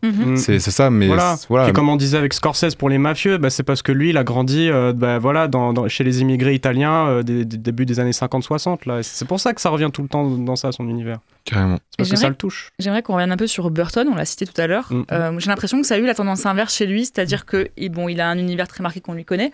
Dans ses derniers films, quand il a commencé à s'en éloigner, on l'a critiqué. Sur Big Fish, par exemple, même, qui est un peu plus vieux, mais ça avait été moins aimé parce que c'était très différent d'un univers très gothique. Alors que moi, je l'adore, hein. Big Fish, c'est un film que je trouve assez extraordinaire. J'ai l'impression que lui, on aimerait plutôt le forcer à rester dans son univers, parce que c'est ça qu'on aime de lui. Et dès qu'il s'en éloigne un peu, c'est compliqué. De ce qu'on a vu aussi, ce qu'il faisait quand il tentait d'évoluer, Dark Shadows, c'était pas bien, Miss Peregrine, c'était pas bien. Parce que je pense qu'il est forcé à rester là-dedans, alors qu'il aimerait peut-être en sortir aussi. Non, parce que quand il a fait Beetlejuice, c'était une manière aussi pour lui de dire j'ai envie de revenir à mes sources, j'ai envie de revenir à ce que j'aime et ce que j'aime faire. Et quand il fait Beetlejuice, en plus, il essaye de faire ce qu'il faisait avant, mais en essayant de chercher des nouveaux moyens, de le faire évoluer, de chercher des nouveaux trucs. C'est pour ça que j'aime beaucoup ce film aussi. Mais moi aussi, effectivement, on l'a reproché de pas évoluer. Puis il a tenté d'évoluer et en fait on s'est rendu compte qu'il s'en sortait. Il évoluait trop. Qu'il s'en sortait qu'il s'aseptisait, je trouve, parce que Dark Shadows c'est vraiment générique de fou. Oui. Et même Dumbo, hein, c'était. Oui, voilà, complètement. Il s'était complètement perdu, même avec Mercredi quand il est venu sur Netflix. Pourquoi et justement il s'est retrouvé et il a essayé de trouver de nouvelles manières de faire ce qu'il aimait faire.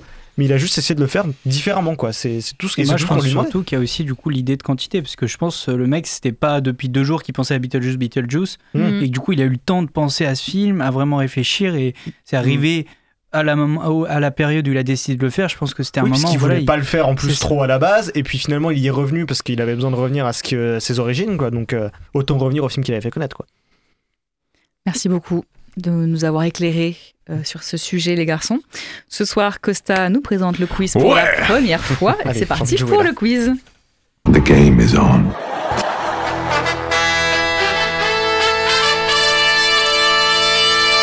It's gonna be legendary. C'est la mer noire. C'est votre ultime bafouille. I am sure, et alors I am tout à fait sure, que j'ai raison et que vous avez tort. Oh my God. What? No. Oh, hi, Mark. Anyway, lead on. Allons-y. Bonsoir. Ah bonsoir. Attention quiz. Alors, c'est énorme ce qui se passe. L'émission a commencé. Oui. Alors attention, deux équipes sont face à moi. D'abord l'équipe Marie et Hugo P. Comment vous allez déjà? Est-ce que vous êtes Très chaud? bien. Tu sais qu'en disant ça, c'est mon frère il s'appelle Hugo P aussi. Ah c'est énorme. Ah, c'est brave. fou, hein. Allez, on passe à la je suivante. l'entends à chaque fois. J'adore. Alors Marie, donc tu es chef d'équipe parce que Ouais, tu ça, as ça, un c'est mot pas à une bonne dire nouvelle. à ton coéquipier pour le motiver. Désolée. Allez, super. Et en face de moi, j'ai Victor et Jules. Comment vous allez? Est-ce que vous êtes en forme pour ce quiz? Ça va, j'ai très peur, ça dépend du sujet quoi. Mais... Victor, tu es chef d'équipe. Est-ce que Aïe. tu as un mot à dire à Jules? Ça va aller aussi. Eh ben c'est super, on commence par la Courage. première question. Voilà, courage. Alors, devinez le titre du quiz, qui est un jeu de mots entre le mot quiz et le titre de l'un des 3 films dont on a parlé Qu'est-ce ce qu'on a soir. J'ai déjà oublié les films. Ah oui. Lilo et Quiz. The Phoenician Quiz. The Phoenician Quiz. Alors, Franchement, c'est allez. simple, efficace. The Phoenician Quiz. The Phoenician Quiz. Ah oui, c'est qu'une seule réponse. Enfin, vous avez le droit de prendre la même si vous voulez. Hein. Sinon, il y aurait quoi avec Hot Milk? Hot Quiz, c'est un peu facile. Ouais, non. Moi j'irais sur Lilo. Lilo et Quiz. C'est bien ça aussi. C'est nul aussi, hein, mais Ah, ouais, je sais Lilo et pas. Quiz, Lilo et c'est drôle, Quiz. hein. Allez, Lilo et Quiz. Et ben ça sera... Alors, c'est presque bon, c'est Lilo et Squeeze. Ah, Squeezie. Lilo et Squeezie. Tu fais de la pub pour Squeezie? Mais vous savez quoi? Un point. Allez, un point pour vous. Bien joué à vous. Non, franchement, un point pour c'était Victor pas et mal. Jules. Parfait. Alors attention, dans quel film peut-on entendre cette musique? Le Grand Budapest Hotel. L'île aux chiens. Asteroid City. Musique d'intro, ça. Asteroid City. Non. On dirait un Tarantino un Dans peu. le dernier film, donc deux comédiennes ont joué donc dans ce film-là. Ah, mais c'est pas Wes Anderson. Non, c'est pas Wes Anderson. Ah. Mais putain, il y a tellement de comédiens aussi. Je dis comme alors Bill Murray et Scarlett Johansson. Ah Lost in Translation. ouais, c'est ça que je cherchais. Bien joué. C'était. Tu m'as dit hier que t'adorais ce film. J'ai vraiment tapé Hugo pour qu'il me donne la réponse si je ne l'avais pas. Je vais aller à l'hôpital. C'est parti, un partout. Attention, en or ou en bois? Je vais vous donner les affirmations, sont-elles vraies en or ou fausses en bois? Attention, la comédienne Maya Tripleton, qui joue la nonne dans The Bohemian Scheme, est la fille de Kate Winslet. Je sais pas du tout. On vous laisse répondre. On vous laisse répondre parce qu'on a la réponse. Ah. Alors, ils ont l'air assez vifs, donc moi je dirais en or. Ouais. Ils sont un peu trop excités pour nous laisser la réponse. Ça m'étonnerait pas qu'il y ait des liens. Moi je dirais en or. En or et En or, évidemment. Eh bien oui, c'est bravo. Mode mentaliste. C'est comme ça qu'on va gagner. 2-2. Ensuite, alors, Maya Kialoa, qui joue Lilo, qui n'avait pas encore appris à lire lorsqu'elle a commencé à tourner le film. Oh, ça me paraît très gros. Non. Ouais. Ça, eux de commencer. Je te Ouais, laisse mais répondre. pourquoi Bon, d'accord, en bois. En bois. Alors, soyons logiques. Ils ont tourné le film quand 2 ans avant. Je me sais pas c'est quoi les délais à de. réfléchir. Ça, c'est important. Ah, pardon. Elle a Je rien à pense que c'est en bois. Ah, j'irais en or, moi. Ah ouais. Elle a plus de Ouais, elle aurait 4 ans, 5 ans. Bah, genre. allez, Ouais, allez, en or. Vas-y. En or et vous en bois? Ouais. C'était en or. Et oui, Elle a dû mémoriser son texte grâce à des enregistrements audio et le réel se souvient qu'elle ne savait pas ce que c'était une réplique ou même une prise. Mais elle est si petite que ça? Eh bien, je crois que oui. Bon, elle fait pas, elle fait plus Bon, ça va, âgée. elle a fait le boulot. Ok. Bravo à elle. Tu vas avoir un problème avec cette phrase. Attention, next. Donc là, du coup, 3-2 pour Victor et Jules. Oui, Hop ça là, va. parfait. Les œuvres d'art exposées chez Jaja, c'est Jaja ça, hein, Ouais. sont des toiles dessinées par Wes Anderson lui-même. Ça m'étonnerait. Certaines en tout cas. Tu crois. Ouais, Je sais même pas à quoi ressemblent les peintures de Wes Anderson. Je sais même pas à quoi ressemble Wes Anderson. Non, Non, d'autre peut-être qui est aussi connu. Bon, en or. pas. En or. En or? Allez, en bois, pour varier, ou en or, comme tu veux. En or. Allez, en or, ouais. Perdu, c'était en bois. Oh merde.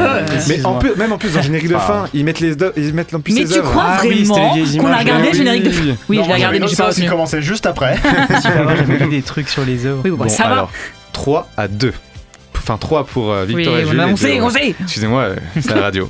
Attention, alors question 4. Stitch a été créé à partir de plusieurs éléments d'animaux différents. Trouvez-les-moi, il y en a 4 à trouver.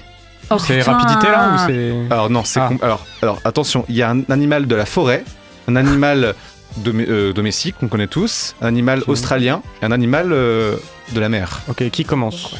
Ah bah, vous pouvez dire Un koala, un Alors, chien. Le chien, ouais. Alors koala, chien. Attention, du coup t'en as alors vas-y. Un paresseux. Ok, Pour les non. griffes, non. Ok, chacun de votre tour alors. Donc Ah, koala, chien. Attends, t'as dit animal de la mer? Ouais. Waouh. Un phoque. Oui. Et pour le dernier?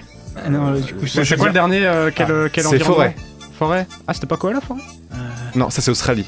Ah, ok. Je sais pas, ouais, un singe. Merde. Perdu. Un capybara. Non. Oh, ça aurait été bien. C'est pas un paresseux. Merde. Un castor. Non. Une marmotte. Non. Plus élégant, plus grand. Un ours. Non. Plus élégant. Une marmotte. Plus élégant. Plus élégant, plus grand. Un écureuil. Ah non, pas. Mais ça ressemble un peu à Stitch quand même ou pas du tout. Un cerf. Oui. Bien joué. Mais ils ont fumé quoi? Eh bien, c'était des oreilles de cerf. Ah. Oh d'accord. Ok. Genre il y a des gens qui regardent des oreilles des cerfs. Non mais voilà, bon. 6 pour Marie et Hugo et 3 pour c'est Victor et chaud, Jules. là. Oh là là, loser que vous C'est êtes mal. va. Attention, qui a prononcé la citation suivante? J'ai le sentiment parfois que la surface de mes films a cet aspect Wes bricolé. Anderson. Oui. Oh, bah dis alors. Il a dit dans l'interview pour Asteroid City. Dis donc. 7-3. S'il vous plaît les gars. Putain, un peu on se remonte là. Ouais. Quiz spécial des jeunes femmes héroïnes au cinéma. Vous allez devoir dire chacun votre tour le nom Les d'un jeunes femmes quoi? Des jeunes femmes héroïnes. Ah pardon. Vous allez devoir dire chacun votre tour le nom d'un film qui a une jeune protagoniste. Si vous ne parvenez pas à dire un film en moins de 10 secondes ou si vous dites un film déjà Putain, un dit, ping-pong verbal. vous êtes éliminé. Il y en a Donc, tellement et j'arrive pas à réfléchir. vous jouez individuellement. Attends, mais alors quand tu dis jeune, est-ce que tu peux préciser une tranche d'âge? Ouais, c'est vrai. Ouais, moins de 30 ans. Ok. Ok. Mais les points Pardon reviennent à l'équipe. Quoi Si, j'ai 29 ans. Donc Bah ça oui, va. je te dis que t'es jeune. T'es jeune. Voilà. Merci. Accepte. Qui commence? Alors du coup, les perdants, donc c'est parti. Lilo. Ok. Alors, Oui. faut dire le film, c'est le film. Lilo de Lilo et Stitch. Ah pardon. Ok. Le voyage de Shiro. Ok. Priscilla. Ok. La Statinso. Ok. Allez, c'est parti. La Reine des Neiges, la Reine des Neiges dans Ok. Reine des Neiges. Rebelle. Ok. Mulan. Parti. Cendrillon. Ok. Comment elle s'appelle dans Moana? Réponse. Ouais, réponse. Vaiana. Ouais. 4, je suis trop nul en dessin. 3, 2. Eve dans Wall-E. Ok. Allez, dernier, attention. Non. Non, j'ai bloqué. Un de vous est éliminé. Ah ok, t'es chaud toi? J'ai mal compris, j'ai mal expliqué, excusez-moi, je Il faut faire les Disney en fait, les films de... Il y en a un qui est éliminé et nous on est toujours à deux, c'est ça? En gros, ouais, c'est ça. Très bien. Et c'est à nous de répondre? Ouais. Aladdin? Ouais. Enfin, Jasmine, elle est jeune quoi. Alors, attends, je me suis perdu, excusez-moi. C'est pas le protagoniste, c'est pas le perso principal. En fait, en gros, c'est individuel, en fait, ça aurait dû être chacun votre tour, en fait. Je me suis trompé, excusez-moi. Après, on a un peu fait ça avec Hugo, ceci. Bon, on va dire que vous avez gagné. Ok. Ok, ça me va. D'accord, bon bah super. Non, si vous voulez, on refait la manche. Si vous voulez, on refait la. Mais non, mais là c'est. Ouais, t'inquiète. Non, mais c'est pas On a grave. fait tous les Disney. Crachez-moi la gueule, pas de soucis, ça me dérange Ah pas non, du mais tout. moi j'adore. Hein. De me cracher à la gueule. Non, ton quiz. Ok. Ah oui, vous gagnez. Alors, attention. Alors, Letterboxd. Quel film avec une jeune femme héroïne a reçu cette critique négative sur Letterboxd? Alors attention, il y a beaucoup de fautes d'orthographe, donc s'il vous plaît, m'engueulez pas. Ok. 48 heures pour finir ces misérables 1h30 de film. En fait, j'aurais jamais fini si j'étais seul sur le coup. Mais la Hatchem, je pouvais pas trahir Ami, mais oh my god, en fait, déjà j'ai un problème avec cette époque. Je la hais, je hais l'esthétique, je hais leur fashion, je hais leurs cheveux. Je sais pas, je hais tout, je hais John Travolta, sa tête de guignol. Toute cubique en fait. C'est La connu fièvre du quand samedi même. soir. Je pensais vraiment regarder un classique, mais c'était trop nul. La fin sauve un peu le truc, mais le début, une purge waouh. En fait, de 1, va fait pas peur. Et en plus, c'est pas drôle. Et en plus, c'est même pas agréable à regarder. Vraiment, zéro. Quoi? Blumhouse? Non. Mais merde, avec quoi? John Travolta. Réalisé par Brian De Palma. Carrie? Oui. J'avais totalement oublié qu'il y avait John Travolta. Attention. Et bah, ce qui paraît, oui. Ah ouais, c'est vrai. Question 8. Alors là, il y a vraiment 9-3 là pour Marie Hugo. C'est terrible, hein? Ouais. Je vais dire le synopsis d'un film en remplaçant les personnages par ceux d'un autre film. Oh putain. Par exemple, Hélène Ripley est serveuse dans le resto de nouilles de son père. Elle se retrouve du jour au lendemain la guerrière dragonne et devra se prouver auprès de ses idoles, les 5 cyclones. Donc c'était Hélène Ripley de Alien dans Kung Fu Panda. Vous avez compris? Ouais, allez, il faut donner quoi comme réponse? Le film? Alors, donc en fait, en gros, il y a 2 films. Vous trouvez les 2 films, oui d'accord. Donc c'est un demi-point pour un film et en fait par contre si vous dites un seul film vous ne pouvez pas après redire l'autre film. Vous devez attendre et donc c'est 2 points pour les 2 films. Ok. C'est bon pour vous? Sur les conseils d'une femme bizarre, la terrible Sarah Connors part pour le monde réel afin de retrouver la fille à laquelle elle appartenait et ainsi retrouver sa perfection. Il y a une main qui est levée là. Dans sa quête, elle est accompagnée par un homme fou amoureux d'elle qui va également trouver un sens à sa vie dans le monde réel. Oh. Alors Ah, j'ai les 2 moi. Vas-y. Après, Terminator et Barbie. Oui, Sarah Connors, bravo.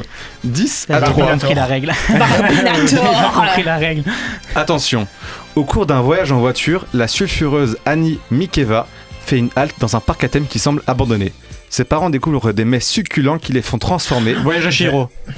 Et j'ai pas le deuxième, tant pis. Un demi-point trop tard. tant pis. Hop là. Aïe, aïe, aïe. Et du coup, c'était 3,5. J'ai pas. On garde ce qu'on peut. Et donc, c'est. Alors là, par contre, du coup, vu que la du film, maintenant, j'ai dit un personnage. Annie Mikeva. Oui.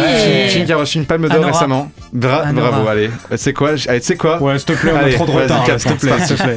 C'est parti. Le voyage d'Anora. Ok, C'est terrible. Ouais, hein, ok. Je suis désolé, ce mélange est terrible. T'excuses pas. Amélie, belle et chanteuse, attend les résultats d'une analyse médicale. De la superstition à la peur, de la rue de Rivoli au café de Dôme, de la coquetterie à l'angoisse, de chez elle au parc Montsouris. Amélie Poulain et Cléo de 7 à 7. Oui. 5 à 7. Oh là, je suis choquée. Wow. Cinéphile. Vous savez quoi? 2 points. Allez, c'est 6. Allez, Cléo bam. de 5 à 7, il nous a sorti. Non, 7 même. Donc 10 à 7 pour Marie et Hugo. Ok. Allez, de toute façon, on reste devant là. Attention, dans la famille, tout le monde est sourd, sauf l'infirmière La famille Louise. Bélier. Ok, un demi-point. Et le deuxième. Sauf l'infirmière Louise Fletcher. Ah bah merde. L'infirmière Louise Fletcher. Pas du tout. Je peux le dire du coup parce que. Vas-y. Valentine coucou. Bien joué. Eh bien, oh. C'est un seul point, allez. 11. Eh bien, hop là. Est-ce que j'en ai un autre ou pas? Et non. Oh. Et on passe à la dernière partie, le Bien, duel on time. Aïe, Les aïe, 12 Mais là, j'ai peur. Hein. du cinéma show. Mon Dieu. Alors, attention. Donc là, ce que je vois, c'est Marie et Hugo, vous avez 11 points. Oui. Donc 11 x 10, ça nous fait 110 secondes. Vous avez Oh donc... là là. Ça fait combien en minutes secondes? Alors, 1 minute 50. Merci, chef. Et Oh. ensuite, vous avez 7 points. Donc, 70 secondes. 70 secondes, 1 Donc minute 10. 1 minute 10. Alors, donc vu que vous avez perdu, vous allez commencer. Très bien. Je le fais. Donc Ok. oui, d'accord. Alors, je répète les règles, d'accord? Donc, en fait, je vais vous poser des questions à tour de rôle. À nous 4? Non, juste à nous. Du coup, Ok, juste au ok, jeu d'équipe. d'accord. Donc, Marie et Victor. Ah oui. Et donc, vous avez un temps limité pour y répondre. Donc, du coup, pour toi, Victor, c'est 1 minute 10. Pour toi, Marie, c'est 1 minute 50. Et du coup, je gère leur temps et ils gèrent son temps. Exactement. Donc, Ok. toi, du coup, par exemple, Hugo, quand je pose la question à Victor, tu lances le minuteur. Ok. Et quand il a répondu ou qu'il dit passe, tu peux dire passe. Et bah, tu arrêtes le temps en gros. Ok. Et pour toi, du coup, donc Jules. Donc c'est une 30. C'est une 50. Ah, une Oh, 50. ok. Ça commence très mal cette histoire. Tout le monde dit pas parce que minuteur s'arrête à chaque fois. Par contre, Non, tu dis pas. Bien sûr, tu dis pas. Je fais confiance, d'accord. Et par contre, quand c'est terminé, vous direz c'est terminé, quoi. Ok. Voilà. Est-ce que vous êtes prêts? Attention, Je suis pas ça va prête, être mais rapide. vas-y. Hein. C'est qui commence là? Là, du coup, c'est Marie qui commence. Ok, pardon. Très bien. Donc, c'est des films d'amour, hein. Donc, c'est que des films d'amour, d'accord? 3, 2, 1, c'est parti. Comment s'appelle le film iconique sorti de 2004 et qui met en scène Jim Carrey? International Spotlight. Vas-y, Victor, comment s'appelle le film sorti en 2002 réalisé par le gars de Licorice Pizza et qui met en scène Adam Sandler? J'ai oublié passe. Passe. Qui joue la voix de Lia dans le film Her réalisé par Spike Jonze? Scarlett Johansson. Scarlett Jones. Ah, pardon. pardon. Scarlett Johansson. Scarlett. Non mais j'allais le dire. Ok, vas-y, c'est bon. Alors, à ton tour. Alors, quel film a un lien très spécial avec le film Her et qui met aussi en scène Scarlett Johansson? C'est une translation. Oui, attention. Quel est le métier de Hugh Grant dans Coup de foudre à Notting Hill? Ah, j'adore. Je sais pas, passe. Ok. Comment s'appelle le nom du bar de jazz de Ryan Gosling à la fin de La La Land? Le Jaws. Non, le Sebs. Quel film raconte l'histoire entre une muette et une créature amphibie? C'est le Guillermo del Toro, non, passe. Forme de l'eau. Oui, c'est bon, attention, à toi. Quel film d'animation asiatique raconte l'histoire entre une jeune campagnarde et un jeune tokyoïte qui échangent leur corps?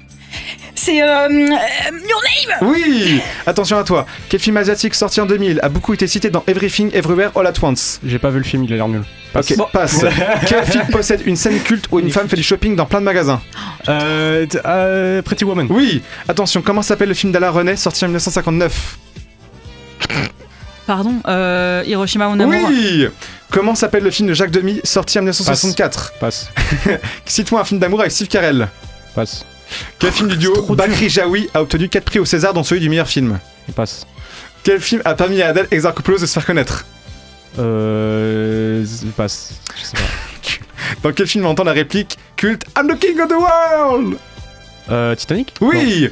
Quel film polonais qui se passe dans l'Europe de l'après-guerre a reçu le prix de la mise en scène à Cannes en 2018? Je l'adore et ça s'appelle... Oh putain, j'ai oublié le nom. Passe. Quel film franco-allemand a reçu la Palme d'Or en 2012 mettant en scène Jean-Louis Trintignant et Emmanuel Riva? Amour.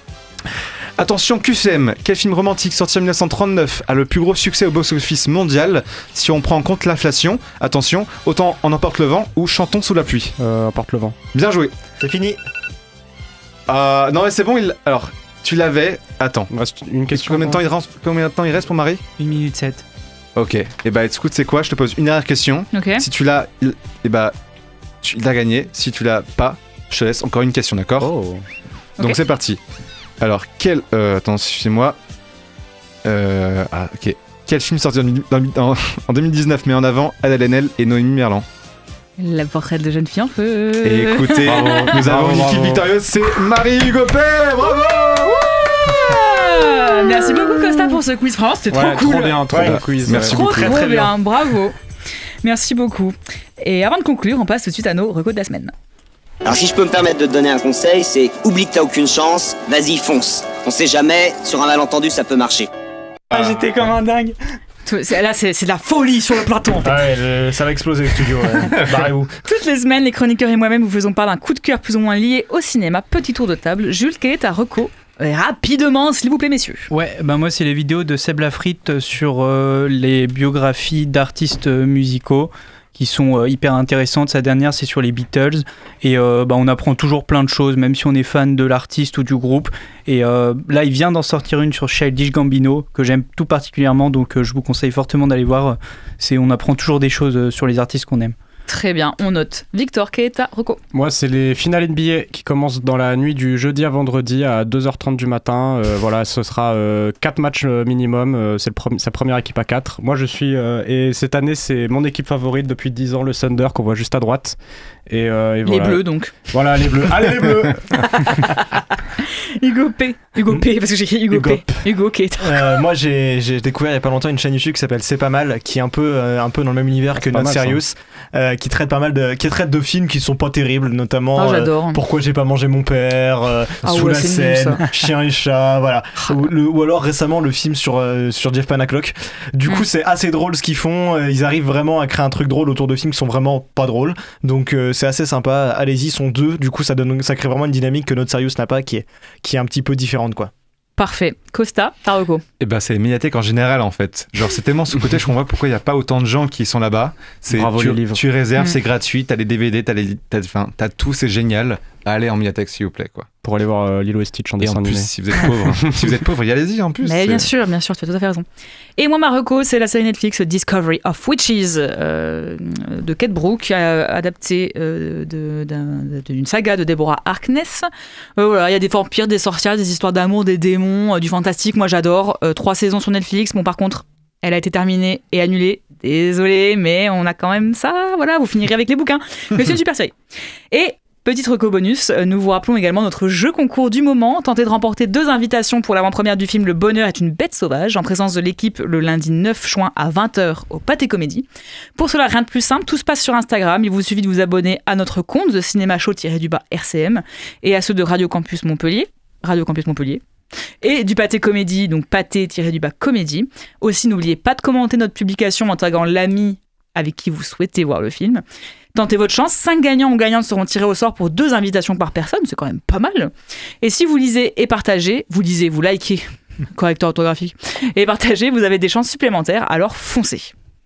Merci du conseil. L'émission touche à sa fin. Merci à mes acolytes de m'avoir accompagné pendant cette émission. Merci à Hugo, Jules, Victor et Costa d'avoir livré leurs avis sur l'actualité du cinéma de cette semaine. Un grand merci à la technique avec, je le rappelle, cette semaine, Alex à la vidéo et Yanis à la régie. Merci à Hugo pour les news, Costa pour le quiz et à Lucas pour les visuels de l'émission. Merci également à Dame et Véro de leur présence à mes côtés depuis si longtemps. Je les adore. Si l'émission vous a plu, que vous voulez continuer à nous suivre, n'hésitez pas à nous retrouver sur le site de Radio Campus Montpellier, ainsi que sur Facebook, Instagram et YouTube, et toutes les plateformes de podcast pour retrouver les replays des émissions. La semaine prochaine, Jonathan sera aux commandes de l'émission. 3 films seront au programme. De l'univers de John Wick Ballerina, de Len Wiseman, Cloud de Kiyoshi Kurosawa et Le Répondeur de Fabienne Godet. Pour conclure cette émission, je vous propose de nous quitter sur une chanson d'Emma Peters, Fou, parce qu'on est tous et toutes fous de vous. Sur ce, chères auditrices, chers auditeurs, j'ai été ravie de passer 1h30 en votre superbe compagnie. Bonne semaine à vous et prenez soin de vous. The Cinéma Show, c'est tous les mercredis sur Radio Campus Montpellier, et c'est encore un peu maintenant.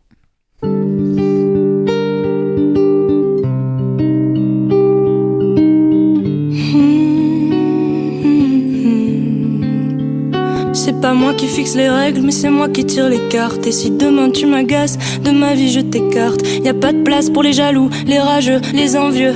Aimons-nous maintenant, demain j'ai peur qu'on soit trop vieux. Les plus belles histoires sont celles qu'on se fait dans la tête. Dedans je te guette, dehors tu m'arrêtes. Mes plus belles amourettes sont celles que je m'invente. Entrée VIP pour ma teuté si ça te tente. Faut pas croire ce qu'ils racontent, ils ne me connaissent pas. Gros virement sur mon compte. Non ça leur plaît pas, mais cherche pas à leur plaire. Ils ne savent pas quoi faire. De nous on est bien trop fous. Ils voudraient nous faire taire. C'est tout, cherche pas à leur plaire. Ils ne savent pas quoi faire. De nous on est bien trop fous. Ils voudraient nous faire taire. C'est tout. Je te quitte pour un seul mot. Je t'épouse pour un texto. Je pleure pour un ciel beau. Je tiens plus debout, mon salaud, en cavale dans Paris toute la noche. J'ai bu beaucoup trop de litres, je sais pas comment je vais rentrer. Mais si de tes bras tu me sauves de mon cauchemar, je te jure que c'est la dernière fois que je rentre aussi tard. Oh, c'est la terre des terres, je l'ai promis à ma mère. Oh, c'est la terre des terres. Cherche pas à leur plaire, ils ne savent pas quoi faire. De nous on est bien trop fous. Ils voudraient nous faire taire. C'est tout, cherche pas à leur plaire. Ils ne savent pas quoi faire.